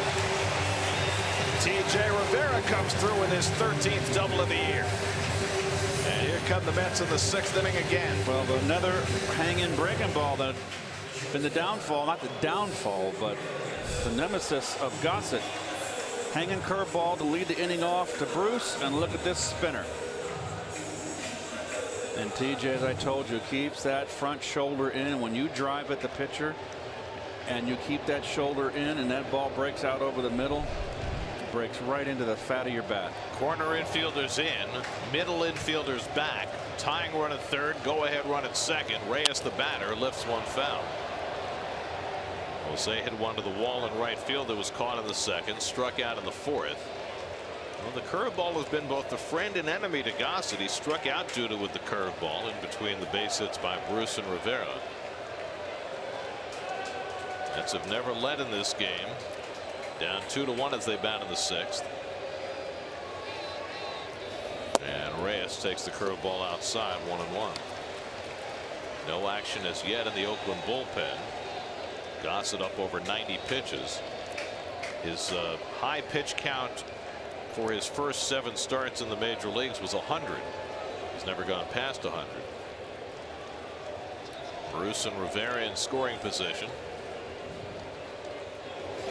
Reyes hits it on the ground. That'll get the tying run home. The throw goes to first. Bruce comes in. 2-2 game.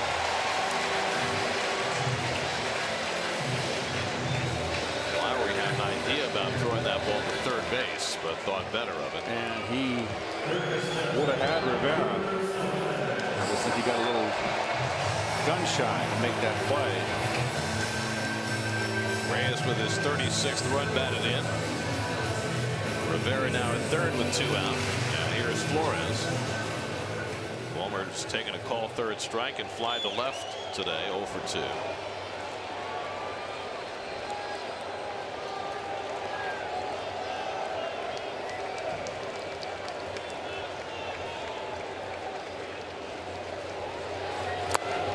Blocked by Maxwell. Rivera needs to stay alert at third because Goss has thrown a lot of curves and he's already thrown 1 wild pitch in this game. Well, he's gone getting a little happy with it.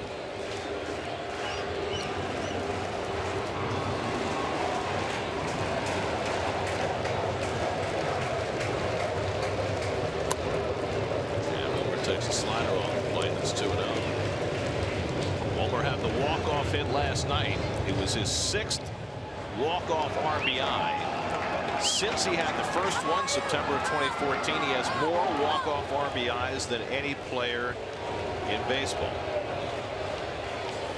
Ooh. And he takes a strike, 2-1. Wilmer got to be mad at himself there. That was one if he would have pulled the trigger on, he would have ripped it.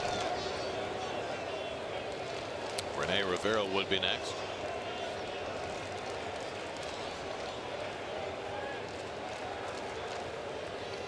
TG at third with 2 out. And Flores takes it outside, 3-1. Just missed. Gossett does not walk many. He's walked only 1 today. Struck out 6.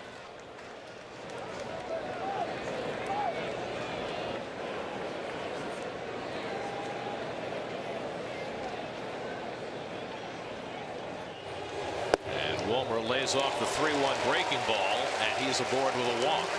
I think that their choice there was Rene Rivera. And here comes the pitching coach, Scott Emerson, out to talk to Gossett, who's at 97 pitches now, just 3 shy of his career high.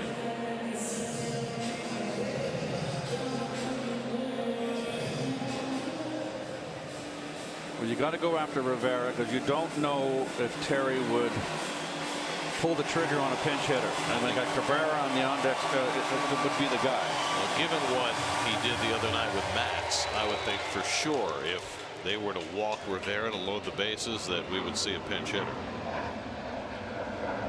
You see the numbers on Gossett coming in. There's nobody up in the Oakland bullpen behind him. Rene Rivera stepping in is 0 for 2, fly to right and took a call third strike. TJ Rivera at third, Flores at first with 2 out. And the first pitch up and in for ball 1. And as Rubel Cabrera has come out on deck to pinch hit. Now if Rene gets a hit and the Mets get the lead, well, maybe they leave Montero in the game. Montero's at 91 pitches through 6. You saw Josh Smoker up in the Mets bullpen.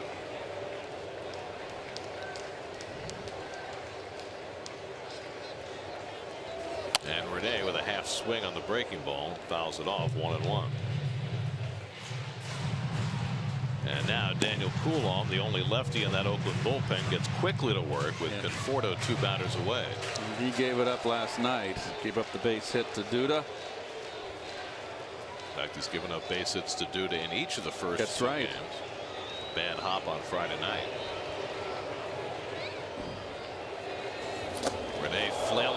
breaking ball, and it's 1-2. Another good stop by Maxwell.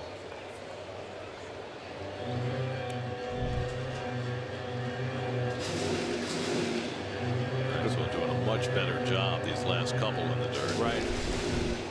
Well, usually when you get one to go through the 5-hole, as you stated, that gets your attention. I'm learning you, Keith.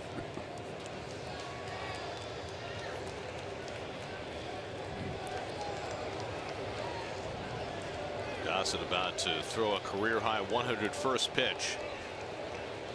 1-2 to Rivera. Flores runs. It's grounded down to third. Chapman will go to first with it, and that retires the side. But the Mets get even. A single, a double, and a Reyes ground out, and it's 2-2 as we go to the 7th.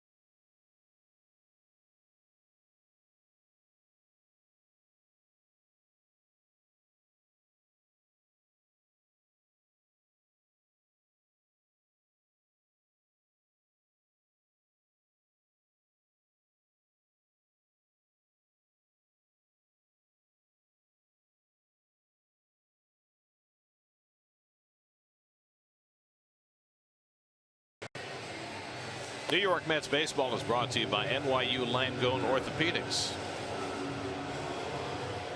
Not quite in the Flatiron building, but you know, same borough. The in-game box score brought to you by Infinity. Empower the drive.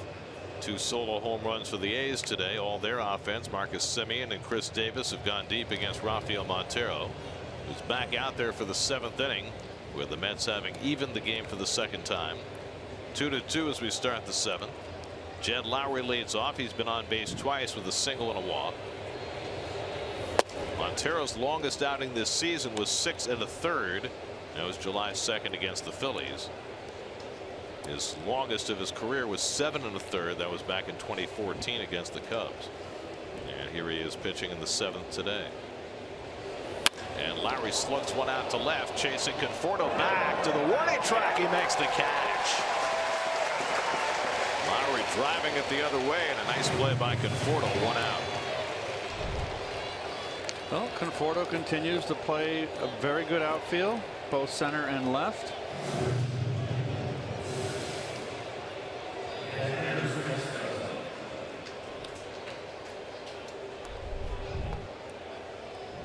Now Bruce Maxwell, who's grounded into a double play and struck out today, 0 for 2.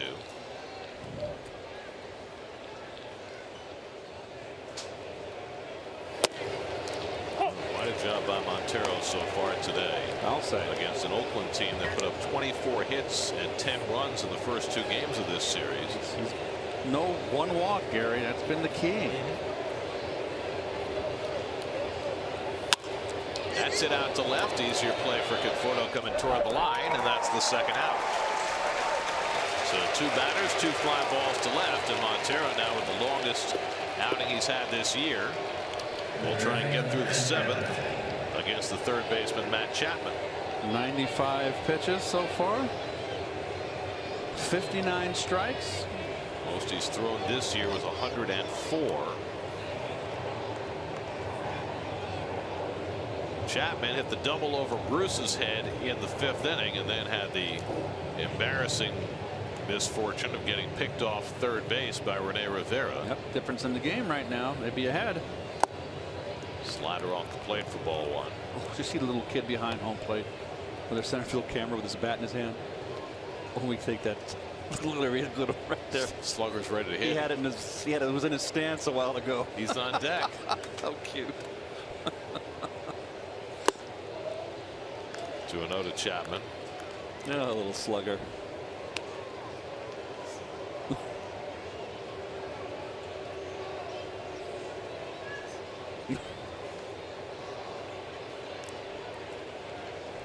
Does he need some pine tar?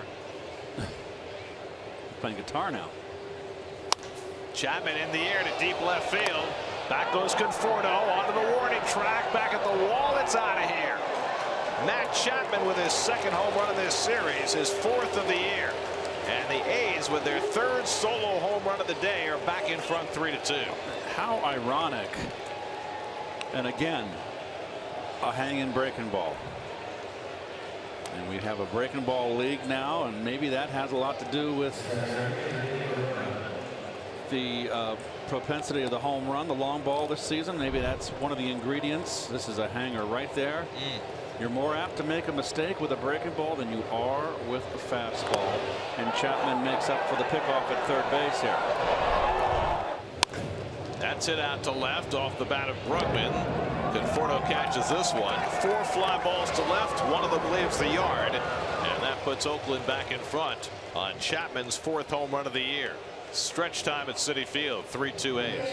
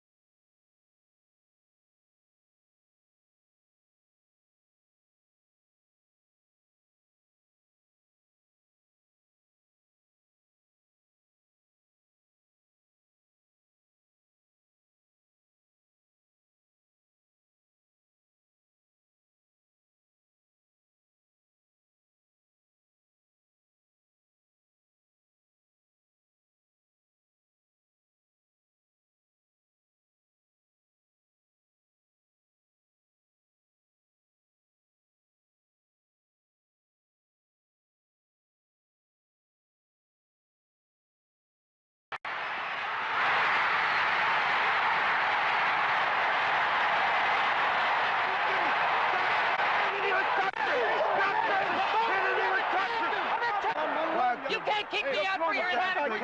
You know you. Where did he touch you? Where did he touch you? Now let's go. Where did he touch you? Right here on the.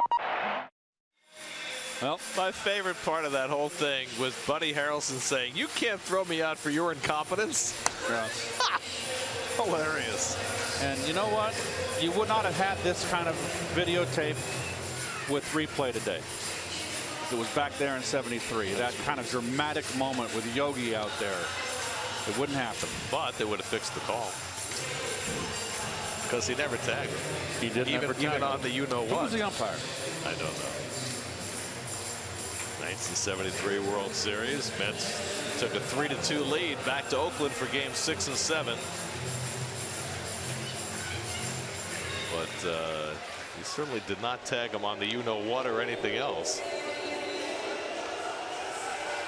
Is that Ray Fosse behind the plate? Yeah, I believe it is. And Ray Fosse is part of the broadcast team here for the Oakland A's. He's right to our right. Of course, he was injured in that All-Star game. What year was that when Pete Rose came in head first, Gary? There's Ray. 70 maybe? There's Ray Fosse. Yes. Strongest handshake I've ever experienced in my life. He was a 300 hitter. Came up with Cleveland. Was All-Star game heading for stardom, and Rose took him out on the shoulder, and he was never the same. Daniel Coulomb on in relief for the 3rd straight day, as Drupal Cabrera will be the pinch hitter against him, batting for Rafael Montero, who turned in his longest outing of the year, 7 strong innings today, but 3 solo home runs have him run down as the Mets come to bat in the 7th. And that first pitch by Coulomb skips away for ball 1. Cabrera 2 for 8 in this series, and a couple of hits yesterday. This is the Mets' last home game before the trading deadline, and who knows who might not be a Met by the time they get home. Certainly Cabrera is on that list. And a fastball strike, 1-1. Well, Cabrera is the right call right now. I would keep Cespedes in reserve. Cabrera has having a much better year from the right side of the plate offensively.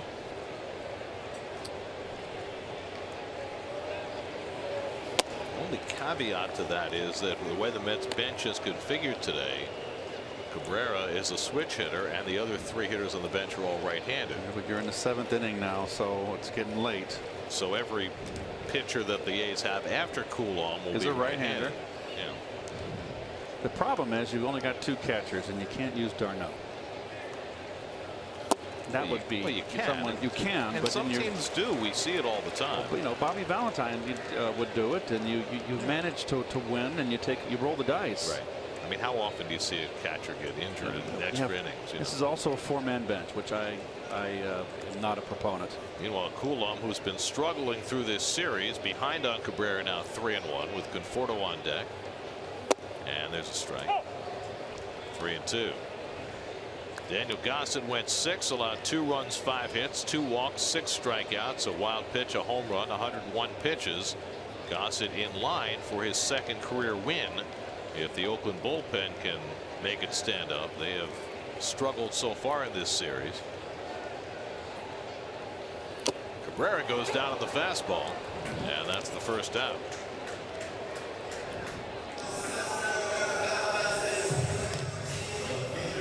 Coulomb opens his effort with a strikeout. A little backdoor slider. See that little circle? Not much. Didn't barely move. Okay. Now Conforto. Michael's 2 for 3 today. Singled. Hit his 3rd home run of the series, his 19th of the year, and then reached first base on a strikeout wild pitch. Conforto struck out against.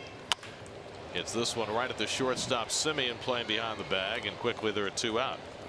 So much for that one. That was quick.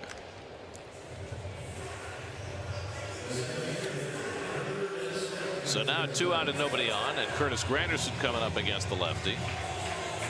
Curtis 0 for his last 20, but his last at bat he hit the ball about as hard as you can hit it, right back at the pitcher's cap, and somehow Daniel Gossett was able to pick it off. And it came with a runner at 3rd base.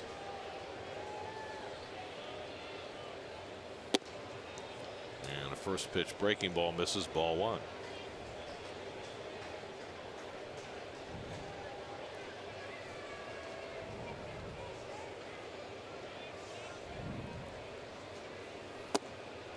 That one finds the inside corner, 1-1.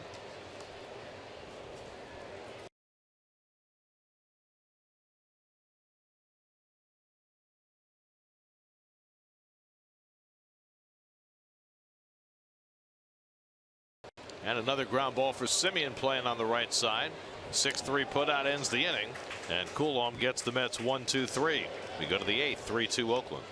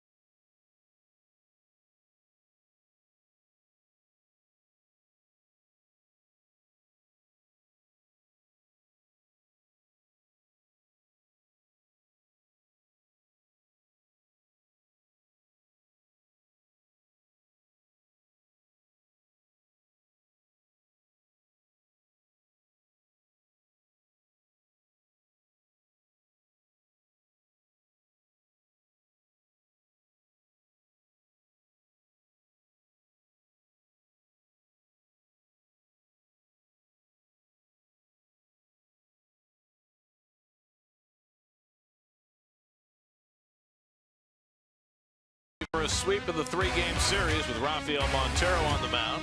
Rene Rivera helped him out with a nice pickoff at third base. Pete went in the dunk tank. Sorry, Pete. Daniel Gossett pitching well for the A's. An exchange of solo home runs. A brilliant catch by Gossett. Nice play by Conforto. But it's the 3 solo home runs for Oakland that have them in front. 3-2 as we go to the 8th. Line score brought to you by the Chrysler Summer Clearance Event. Fernando Salas will make his first appearance of this series.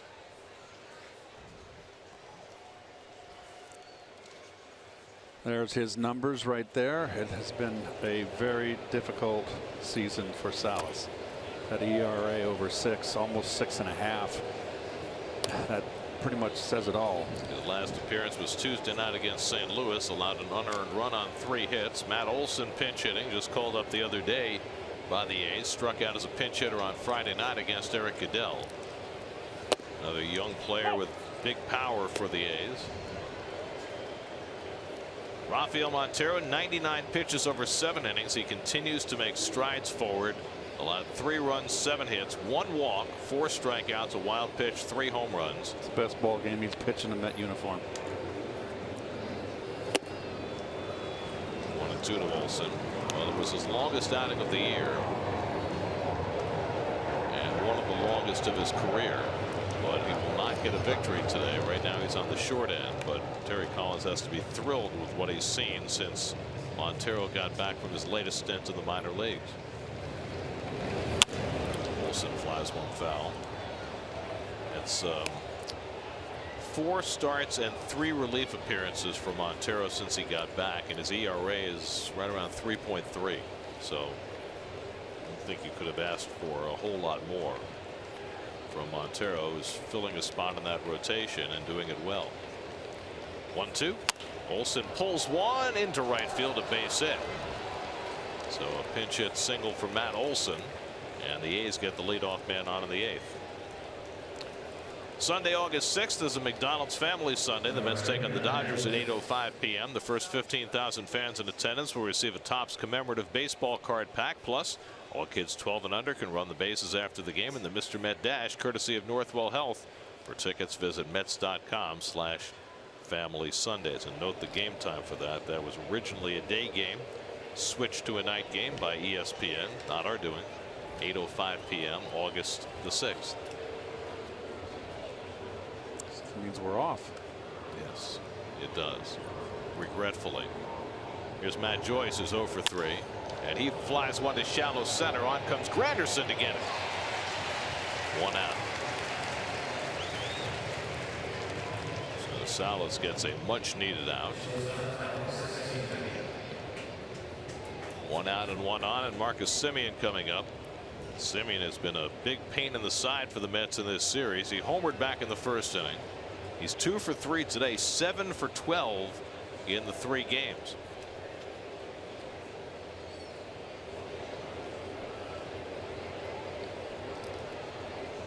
Olson at first and 1 out. And Semien takes a fastball strike.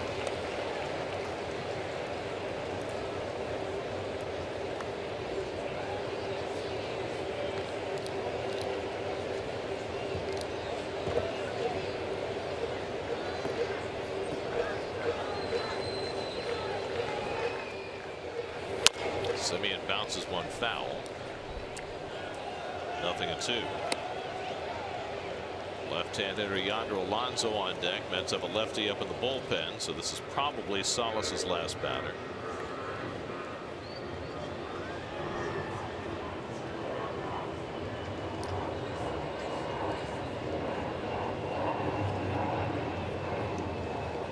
Looks like Josh Smoker throwing in the pen. 0-2. Semien hits a double play ball. Reyes with the flip. Rivera with the turn. 6-4-3. Side retired. Mets' second infield double play of the day. That gets Salas through the 8th. Mets down a run, 3-2.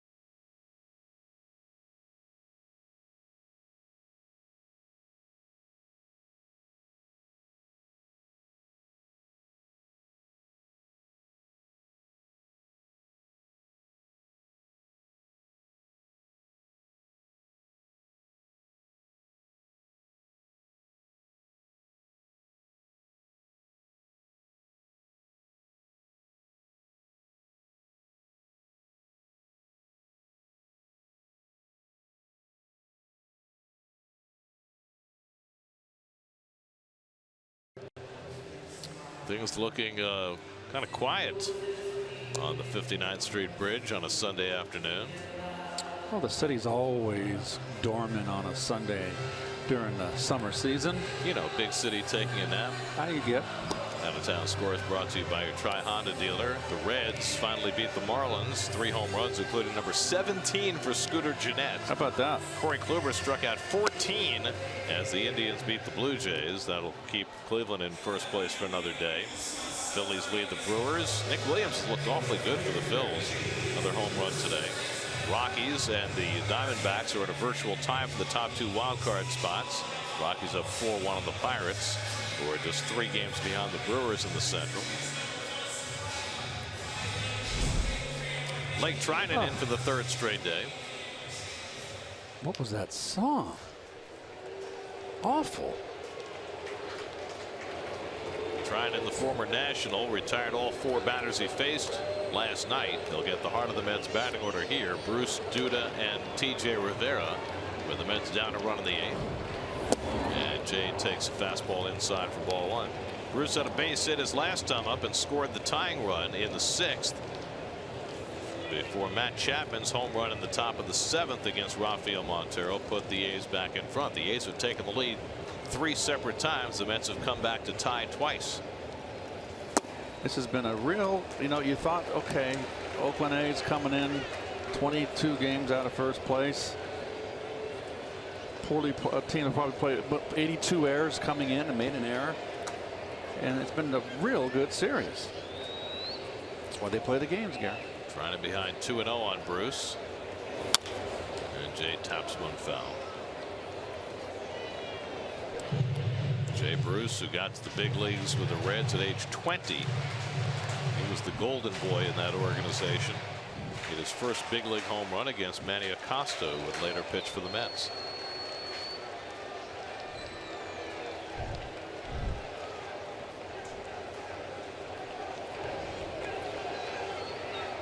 Two and 1 to Bruce. And that's fouled off the mask of Maxwell. He got stung. Yes, he did. No, that's what happens when you put the catching gear on. That's why they call them the tools of ignorance. Not that catchers are ignorant. Right. But that catchers have the most. If they're calling a game, they have the most responsibility of all the 8 players out there with a glove. Oh, it did get his mask. Hit the shoulder. Oh, there you go. That hurts even more. Maxwell stays in. 2-2 to Bruce. Duda waiting on deck. Mets have had just 5 hits today. Conforto's home run produced 1 run. Reyes has ground out the 2nd. And Bruce goes down swinging on the slider for the first out of the home 8th. Well, he struck out Jay last night.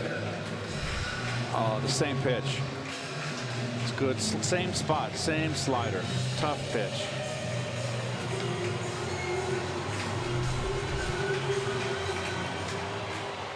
Now Duda, who's gone 0 for 3 today, 2 groundouts and a strikeout. Lucas 2 for 6 in his career against Blake Trinan. Big shift for Lucas, of course. You just want to run that sinker away.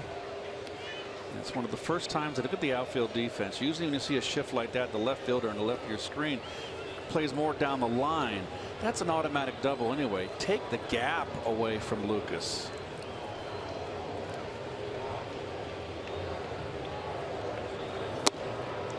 Swing, he takes a strike. 98 miles an hour from Trinan. So Trinan working a 3rd straight day, but still throwing bullets. T.J. Rivera, who had a big hit against Trinan on Friday night, waiting on deck. Reyes would be behind him. And Duda pulls 1 foul. 1-2. New York Mets baseball is brought to you by Honda. Make summer sweeter with great deals at the Honda Summerbration sales event.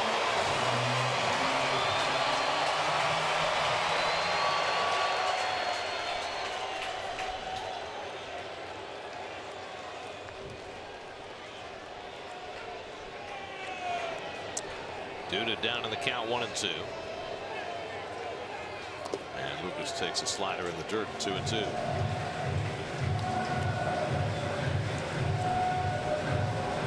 Little cool breeze picked up here.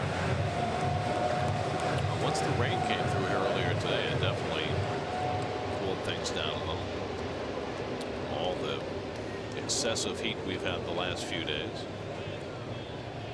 We're heading to San Diego, where it's always perfect. It's going to be beautiful there. 70s every day, low humidity. Right into the shift. Lowry picks up this short hop, and there are 2 out. So Trinan, who has been terrific the last couple of days, retired all 4 batters yesterday. He's gotten his first 2 today. And now we'll get T.J. Rivera, who has the only hit against Trinan in this series. T.J. is 1 for 3 today. Had a double to left his last time up. That helped build the tying run.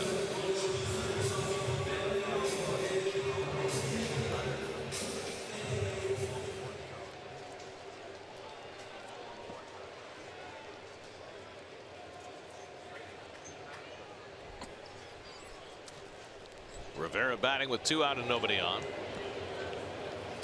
And takes the slider outside for ball 1.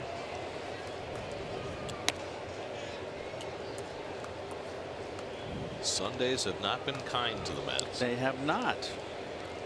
They've lost their last 3 Sunday games by at least 6 runs. And because these Sundays, particularly at home, haven't gone well, the Mets have not swept a series at home all year. Trying to do that today. Reyes would be next.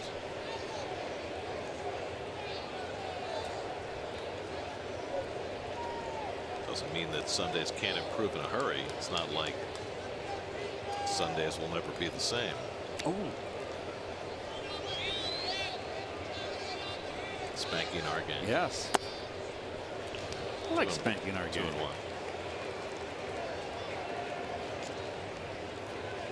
What was it? Who sang Me and You and a Dog Named Boo? Was that the Cowsills? No, that was I like that song too. Poco? No, no way. No way. 2-2 to Rivera.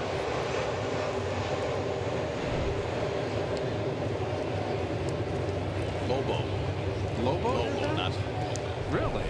same concept.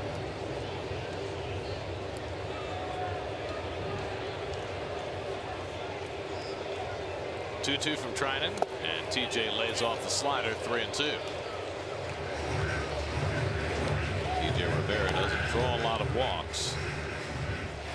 For all you tweesters out there, I'm not so sure it's Lobo, but if you want to tweet Madge over there, go ahead and ask the question to Madge. I have confirmation it is Lobo. Yep, you're right. Okay, I wouldn't have thought that. 3-2 coming. And TJ, it's a tapper back to Trinan. And the side retired. So Trinan, another effective outing for the A's. Pitches a 1-2-3 bottom of the 8th. We hit for the 9th at Citi Field, 3-2 Oakland.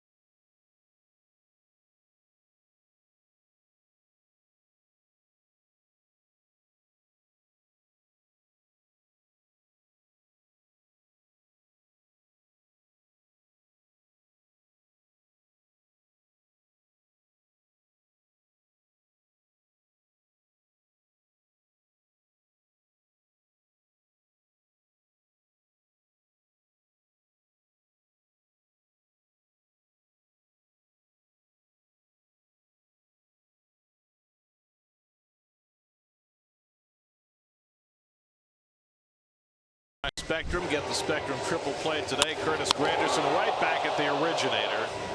And Daniel Gossett somehow saved himself and the inning in the 5th for the A's. Oakland had a 1-run lead at the time. They've got a 1-run lead now as we go to the 9th inning.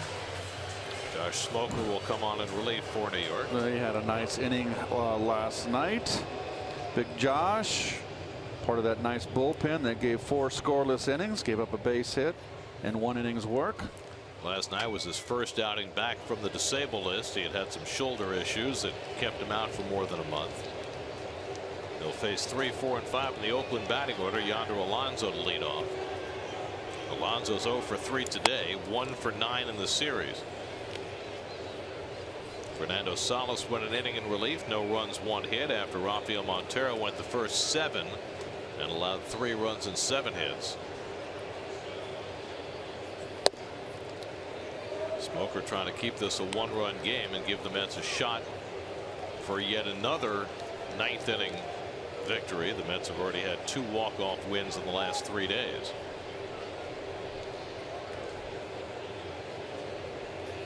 And Alonso swings at the 2-0 fastball, 2-1. The soon-to-be 37-year-old closer for the A's, Santiago Casilla, is up and getting ready for a save chance. Chris Davis on deck, Jed Lowry behind him.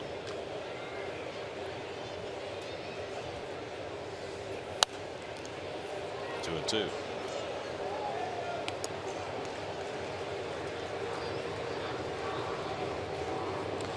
Alonso very deep in the box, way off the plate. You can see his back foot. Look at that, as far as he can get off the plate. But watch when he strides. He strides right at the pitcher.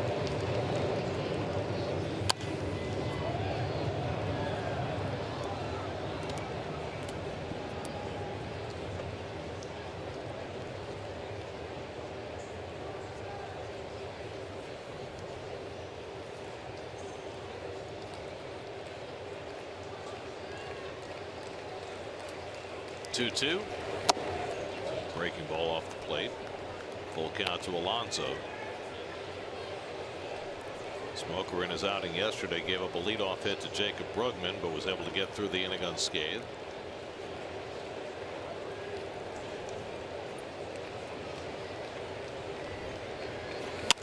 And Alonso pops one up. Reyes, the only infielder on that side, comes into foul territory and gets to it. Nice play, Jose. He was playing over near second base, so he had a lot of distance to travel to get to that foul pop up for the first out.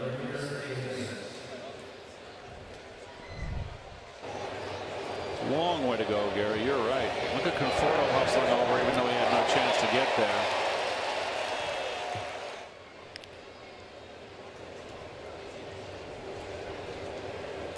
Well, Josh is always very emphatic and chirpy. Now Chris Davis, who has one of the 3 Oakland solo home runs today, his 28th of the year. That came in the 4th inning against Montero. 1 for 3 on the day.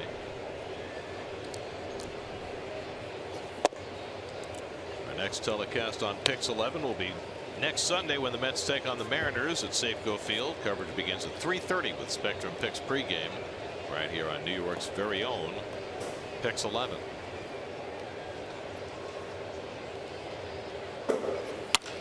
Line to center field. Granderson will have to play it on the hop. And it's a base hit for Chris Davis, his 2nd hit of the day. And so the A's have a 1-out base runner in the top of the 9th as they bid for insurance. Ripped. Fastball away.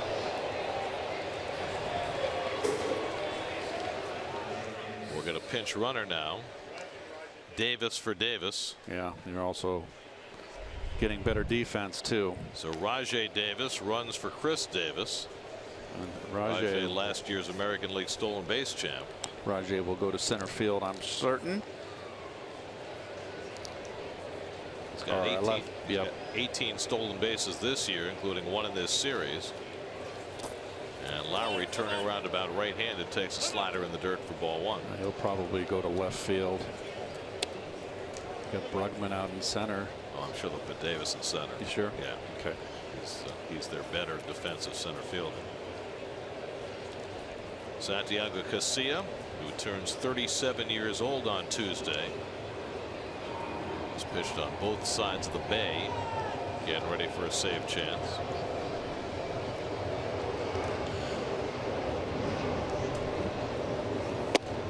Lowry takes a high and outside strike, and he shakes his head at Stu Sherwater, who's caught plenty of heat. He's a high ball umpire. He's been consistent. Get with the program. He's in charge. Moving the game along is what he's doing.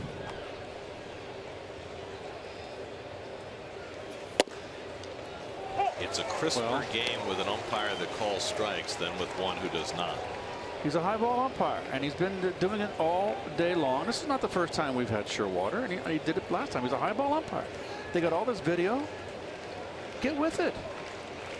It's a good pitch to hit.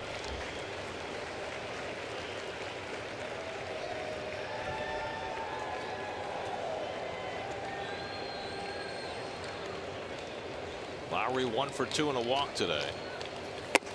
And Smoker goes a little high out of Sherwater's strike zone. It's 2-2. Sorry, I got a little bit of the old came out of me. I try to keep it under control, but the day game. There are people who root for you to not keep it under control.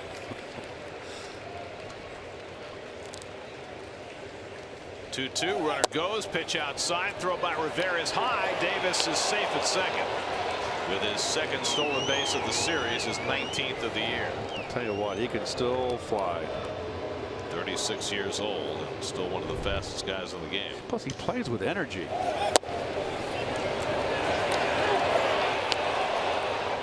He's a Connecticut guy, you know. And what does that mean? It means he's a local. Oh. Sort of. Okay. I mean, he's from New London, which, you know, it's out east, up the Sound, but still, Connecticut guy.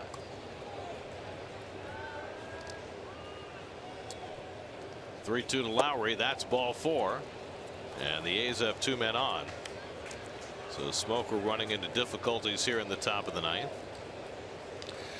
You're asking a lot of pitchers to throw, you know, 3-1, 3-2 breaking balls. And I think they're capable of doing it.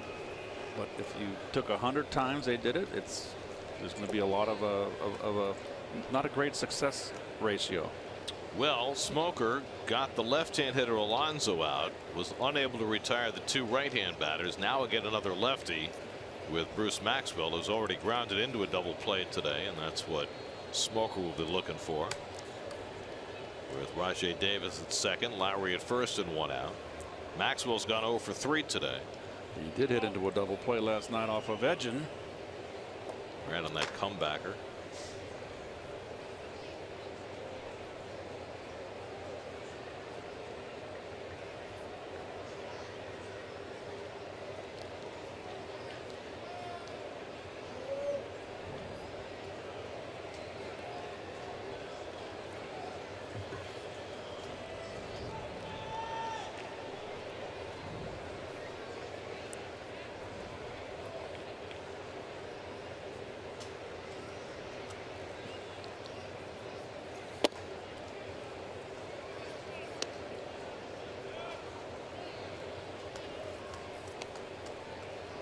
Two nice ball games, Gare. Good old-fashioned baseball.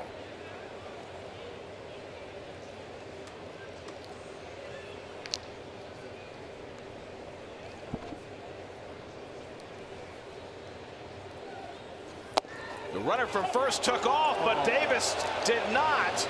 And now Rivera running at Davis, who says it's my fault, and it was, as he started to run and then stopped, and the back runner is out.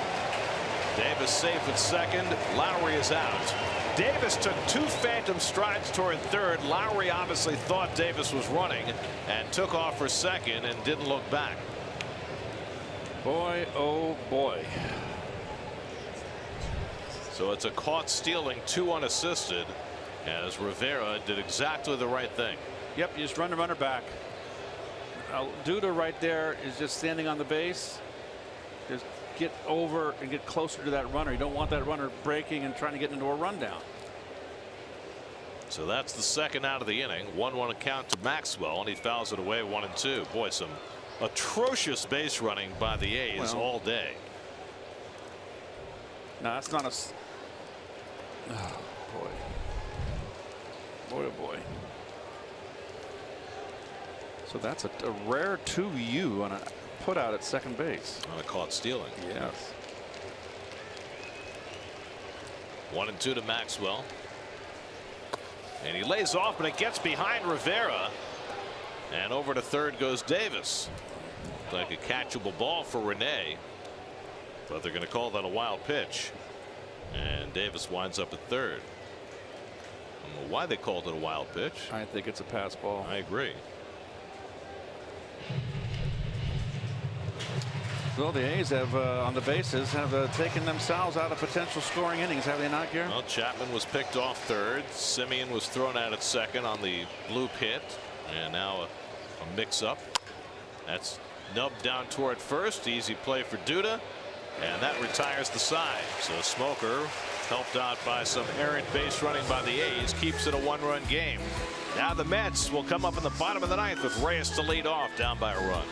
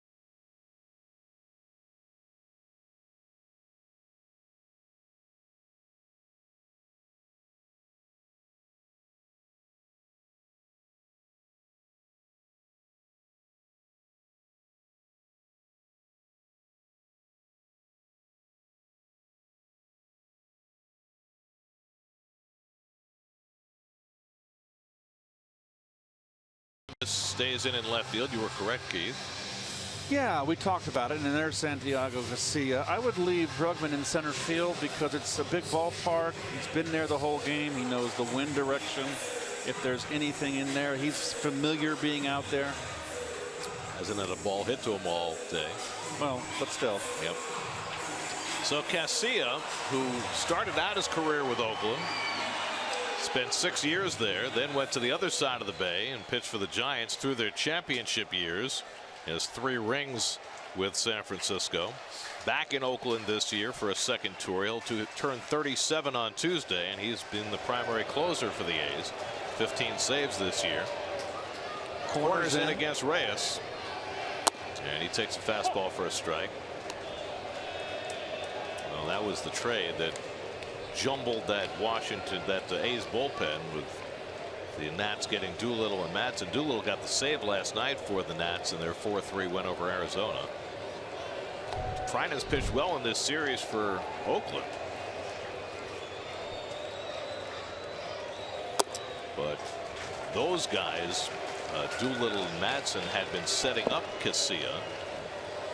Well, and Garcia now has a 1-run lead to try and protect today. he's retired 8 of 35 first hitters. have reached base, so he needs to get this Jose out off the bases. Reyes 0 for 3 today. He's driven in a run. He drives this one to center, but Brugman is right there, and that's the first out. So Reyes retired. And now Wilmer Flores. Remember, the Mets still have Yoenis Cespedes available in the dugout. They use Cabrera to pinch hit against the lefty in the 7th, but Cespedes still available for duty here in the 9th and getting his helmet ready. And he'll come out on deck ready to pinch hit for Rene Rivera after Flores. Then the Mets will have either d'Arnaud or Reynolds to hit for the pitcher. Wilmer was the hero in the 9th inning last night. 0 for 2 and a walk today, and he takes a slider off the plate from Casilla, ball 1.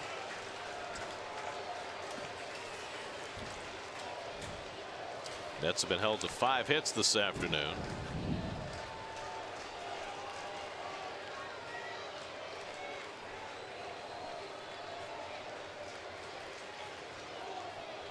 And a check swing foul knocked the bat right out of Flores' hands.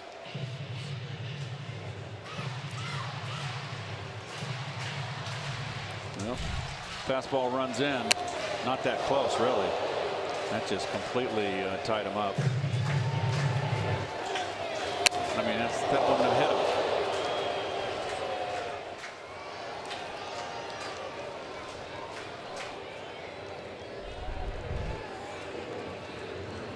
That's last hit was T.J. Rivera's double in the 6th inning. Going to get something started with 1 out of the 9th, and Wilmer dumps one into shallow center for a base hit. So another 9th inning hit. Brugman overruns it, but Flores doesn't have good speed and doesn't even think about trying to stretch. Boy, do you think about a pinch runner at first, and they are going to run for him. Matt Reynolds will run for Flores. So Terry Collins going down the dugout before. That's exactly what he was doing, was getting Reynolds ready. Well, came back with the fastball in. Wilmer muscles it out into center field. The ball took kind of a funky hop. Well, this would be a heck of a time for Yoenis Cespedes to break his home run drought. He's gone 83 at bats since his last home run. 1 swing, and he could end the afternoon. Cespedes 1 for 3 this year as a pinch hitter. He went 0 for 5 last night. Reynolds the tying run at first with 1 out. And Cespedes takes a high slider for ball 1. Cespedes 1 for 3 in his career against Santiago Casilla. Travis d'Arnaud is out on deck to bat for the pitcher. Boy, if you're the pitcher, you got to keep the ball away.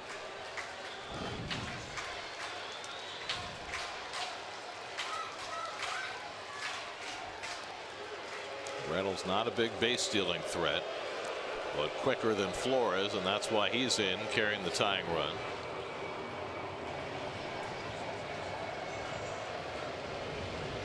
They gave out the Cespedes compression sleeves to the fans today, and some of them are waving them around in the stands.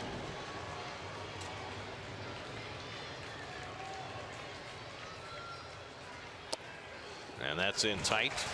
Cespedes declining to wear the compression sleeve.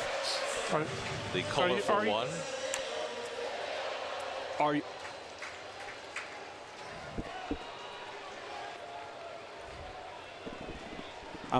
Are you a bit surprised he pinch hit for Rivera and didn't just hold Cespedes for the pitcher? You got d'Arnaud to bat for the pitcher and keep him in the game anyway if you tie it up. 2-0 coming. He goes for a slider out of the strike zone. You know what? 2-0, looking for something to pull.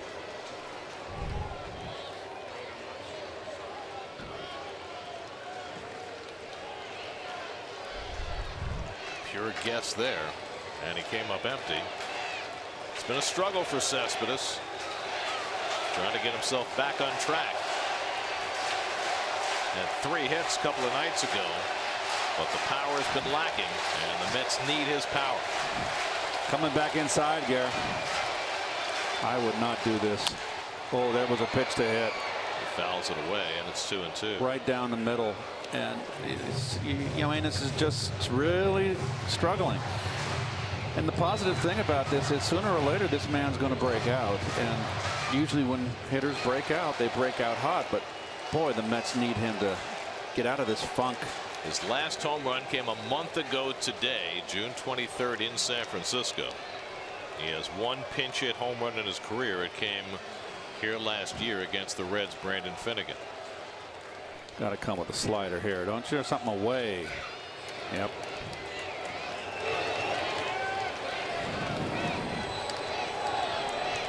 Two from Casilla to Cespedes. And the curveball hit in the air to center. Brugman right there waiting for it. 2 out, tagging at first Reynolds, but he'll hold. And now the Mets are down to their final out. This is what's been happening with Cespedes, is he's just been a little bit out in front. This gets a little bit on the end of the bat. It's not a great slider. It gets out enough. And he got a lot of the barrel on it, but he just got under. He's just missing. So it's left to Travis d'Arnaud, who had a great day at the plate yesterday. Went 3 for 3, 2 singles and a double. Drove in a run, scored a run. He's swung the bat well on this homestand. And a chance to be a hero today. And Travis takes a high strike. I didn't think that was a strike. If Travis can keep it alive, Michael Conforto would be next. Casilla gave up a 1-out hit to Flores. Reynolds running for him. Mets down to their final out.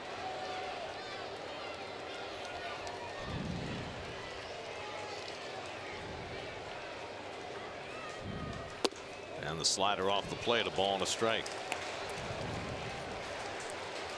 d'Arnaud 1 for 9 as a pinch hitter this year.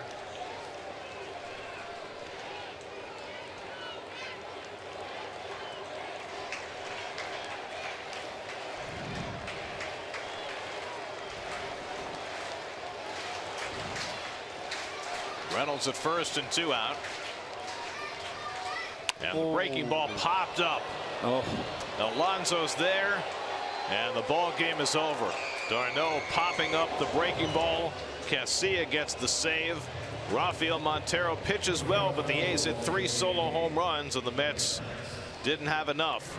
Conforto homered, but the Mets managed just 6 hits, and again failed to sweep a series at home. They still haven't done that this year, as the 4-game winning streak comes to an end, and the A's win this 3-2.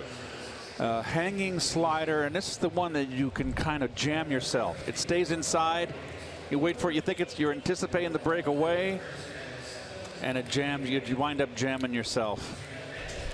Not a good pitch, but it's in the books, as Howie would say.